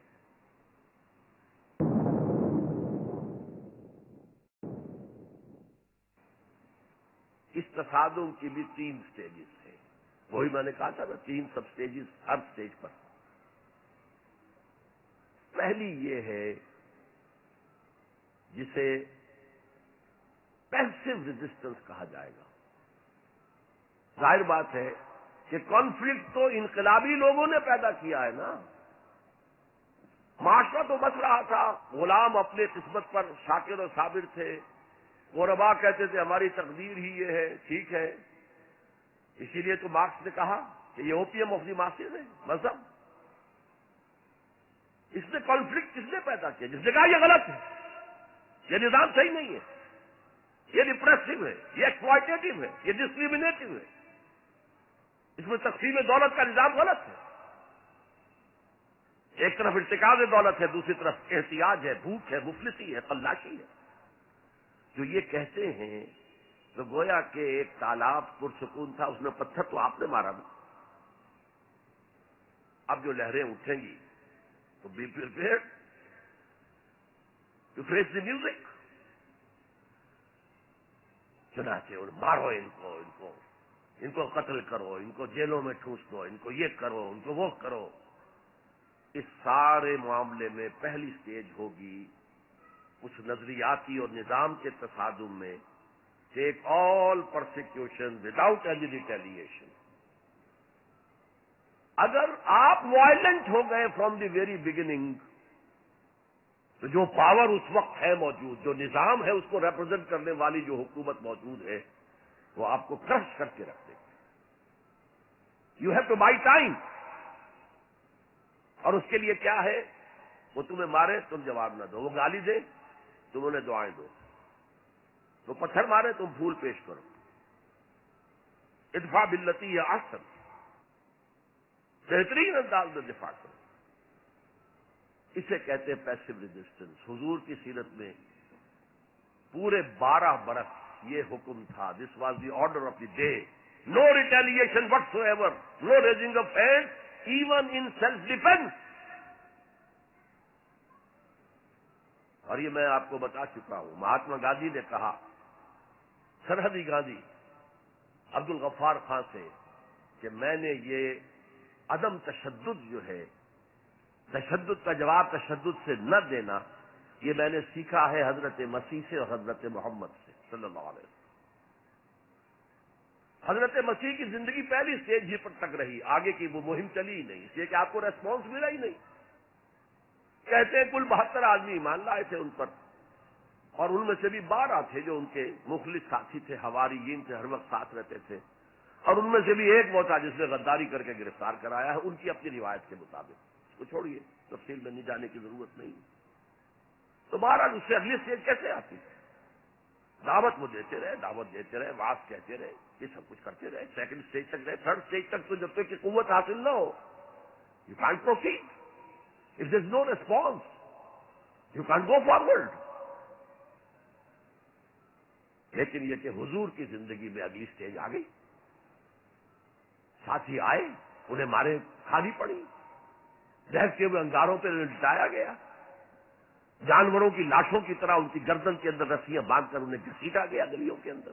سب کچھ ہوا ہے, برداشت کیا. انہیں قتل بھی کیا گیا. حضرت سمیہ, حضرت یاسر پہلے مقتولین ہیں, میاں بیوی رضی اللہ تعالی عنہما. سب کچھ ہوا ہے, برداشت کرو, اسبرو, صبر کرو. اس کا ایک بہت بڑا نتیجہ نکلتا ہے. اس معاشرے میں جو سائلنٹ میجورٹی ہوتی ہے, وہ سائلنٹ میجورٹی سائلنٹ تو ہوتی ہے, ڈمب تو ہے, ڈیف نہیں ہے, بلائنڈ نہیں ہے. وہ بلال کی چیخیں تو سن رہی ہے نا, وہ دیکھ رہی ہے کس طرح دہتے ہوئے انگاروں پر خباب بن رت کو لٹایا گیا. یہ جو سائلنٹ میجورٹی ہوتی ہے, اب یہ سوچتی ہے یہ ان کے اوپر کیوں یہ تشدد آ رہا ہے. کیا بلال نے آقا کی کوئی چوری کر لی تھی؟ کہیں خدا نہ خواستہ خاکم و دہن آقا کی بیٹی کی عزت پر ہاتھ ڈال دیا؟ کیا کیا تھا جو یہ آقا جو ہے امیہ ابن خلف یہ کچھ کر رہا ہے اس کے ساتھ؟ اس کے بعد جب انہیں معلوم ہوتا ہے کوئی جرم نہیں ہے, صرف یہ کہتا ہے اللہ ایک ہے, میں اور اس کے ساتھ کسی کو شریک کرنے کو تیار نہیں, اور محمد اللہ کے رسول ہے, بس جرم ہے تو یہ ہے. اب اس کا کیا اثر پڑتا ہوگا اس سائلنٹ میجورٹی پہ, اس کا آپ اندازہ کر لیجیے. ان کی ہمدردیاں اندر ہی اندر ان کے ساتھ ہو رہی ہیں. اگرچہ وہ گئے ہیں اپنے لیڈروں کے دباؤ کی وجہ سے غزوہ بدر میں, مفتوح تو پہلے سے ہو چکے تھے. جو دلوں کو فتح کر لے وہی فاتح زمانہ. بہرحال first stage is passive resistance, صبر محض. سیکنڈ, جب ذرا محسوس ہو ہمارے پاس طاقت ہے, لیکن رسک ہے direct concentration with the system, تو اس نظام کو کہیں سے چھیڑا جائے, دکھتی رت کو. دیکھیے گاندھی جی کی موومنٹ میں عرض کر چکا ہوں, پہلے کیا تھا؟ Non violent, naan cooperation. کوئی جرم تو نہیں ہے, ہم نے پہنتے تمہارے کپڑے, کیا کوئی قانون ہے یہ؟ لیکن سیکنڈ اسٹیج کیا آئی؟ یہ چھیڑنا تھا اس کو. نان وائلنٹ, سول ڈس اوبیڈینس. ہم پرماتما کے سمندر سے پرماتما کا بنایا ہوا نمک لینے جا رہے ہیں, ہم نے تو کسی کو کچھ نہیں کہا. But it amounted to challenging the taxation policy of British India. اب لاٹیاں پڑی ہیں, جیلوں میں ٹھوسے گئے ہیں, سب کچھ ہوا, برداشت کیا ہے, کھڑے رہے ہیں, مضبوط رہے. تو یہ اسٹیج آتی ہے جب یہ سمجھا جائے کہ ہاں اب طاقت ہے ہمارے پاس, لیکن risk a direct concentration with the system. اس میں حضور نے کیا کیا تھا؟ مدینے میں جا کر آپ نے 6 مہینے لگائے تھے, 3 کام جن سے کہ اپنی پوزیشن کنسالیڈیٹ کی مدینے میں. کنسٹرکشن آف دی ماسک, وہ مرکز بن گیا, وہی حکومت, وہی دار الشورا, وہی تزکیے کی جگہ, وہی نماز کی جگہ, سب کچھ وہی تھا. دوسرے ایک انصاری ایک مہاجر, بھائی بھائی, تاکہ یہ دو فیکشنز علیحدہ علیحدہ نہ رہیں، انٹیگریٹ ہو جائیں۔ اور ایک جو 3 قبیلے یہود کے موجود تھے، ان کو جکڑ لیا ایک میثاق میں، معاہدے میں، میثاق Madina, joint defence of Madina, pact for the joint defence of Madina. اگر مدینے میں باہر سے حملہ ہوا تو ہم سب مل کر ایک امت کی حیثیت سے دفاع کریں گے۔ اس کے بعد آپ نے چھوٹے چھوٹے چھاپہ مار دستے بھیجنے شروع کر دیے۔ ان کی جو لائف لائن تھی، میں نے بتایا تھا کہ ان کے کیریوانس کو کوئی ٹوکتا نہیں تھا، روکتا نہیں تھا، لوٹتا نہیں تھا۔ اب تھریٹن کیا محمد نے صلی اللہ علیہ وسلم۔ یہ گویا کہ اکنامک بلاکیڈ آف مکہ تھا۔ اور جب بھی یہاں کہیں گئے آپ، وہاں کے لوکل قبیلے سے آپ نے صلح کر لی، معاہدہ کر لیا۔ یا تو وہ پہلے قریش کے حلیف تھے، اب حضور کے حلیف ہو گئے، یا انہوں نے کہا کہ صاحب ہم نہ آپ کے ساتھ نہ ان کے ساتھ، نیوٹرل رہیں گے، نہ آپ کے خلاف ان کی مدد کریں گے، نہ ان کے خلاف آپ کی مدد کریں گے۔ ان دونوں کا نتیجہ یہ ہوا کہ zone of political influence of Quraysh started diminishing. یہ 2 ریزنز تھیں کہ پھر پوری طاقت کے ساتھ قریش نے ریٹیلیٹ کیا ہے۔ اور پھر لاسٹ معاملہ شروع ہوا ہے، تیسری منزل۔ اس تیسری منزل کی تیسرا سب لیول، اس کا نام ہے قتال فی سبیل اللہ۔ اب جنگ شروع ہے، اے 6 years long وار۔ یہ جو بدر ہے، احد ہے، احزاب ہے، بنی المصطلق ہے، بے شمار غزوات، چھوٹے چھوٹے بڑے بڑوں کے نام ہمیں یاد ہے صرف۔ It was a continuous war with battles. Badr battle ہے، جنگ نہیں ہے، جنگ تو مسلسل ہے۔ بہرحال اس کا نتیجہ یہ قتال فی سبیل اللہ کی منزل آئی ہے۔ کیونکہ یہ ساری 8 منزلیں طے کر کے یہاں پہنچے تھے، لہذا کامیابی ہوئی۔ اگر ایسے ہی اچھل کر نویں منزل پر پہنچ جاتے تو نیچے گر کر ختم ہوتے۔ یہ ہے قتال فی سبیل اللہ، اللہ کی راہ میں قتال۔ بہرحال آج کے انقلاب اسلامی کے لیے پہلے 5 سٹیپ جو کہ تو رہیں گے۔ دعوت دی جائے گی، لوگوں کی اصلاح کی جائے گی، انہیں منظم کیا جائے گا، پھر پیسو ریزسٹنس کے دور سے گزرنا ہوگا، پھر ایکٹیو ریزسٹنس۔ لیکن آخری جو ہے 2 طرفہ جنگ کی بجائے ایک طرفہ جنگ۔ آپ یہ نہ سمجھیے گا میں ہندوستان میں تقریر کر رہا ہوں تو میں گاندھی جی کی تعریف کر رہا ہوں، میری تقریریں کیسٹ پہلے سے موجود ہیں، میں نے ہمیشہ نام لیا ہے کہ آج کے دور میں اس انقلابی عمل کی آخری سٹیج کیا ہوگی۔ اس کے ضمن میں مہاتما گاندھی کا پروسیس درست ہے، نان وائلنٹ، نان کوآپریشن، ترک موالات، نان وائلنٹ، سول ڈس اوبیڈینس۔ لیکن یہ سٹیجز کب آئیں؟ جب گاندھی لیڈر بن چکے تھے۔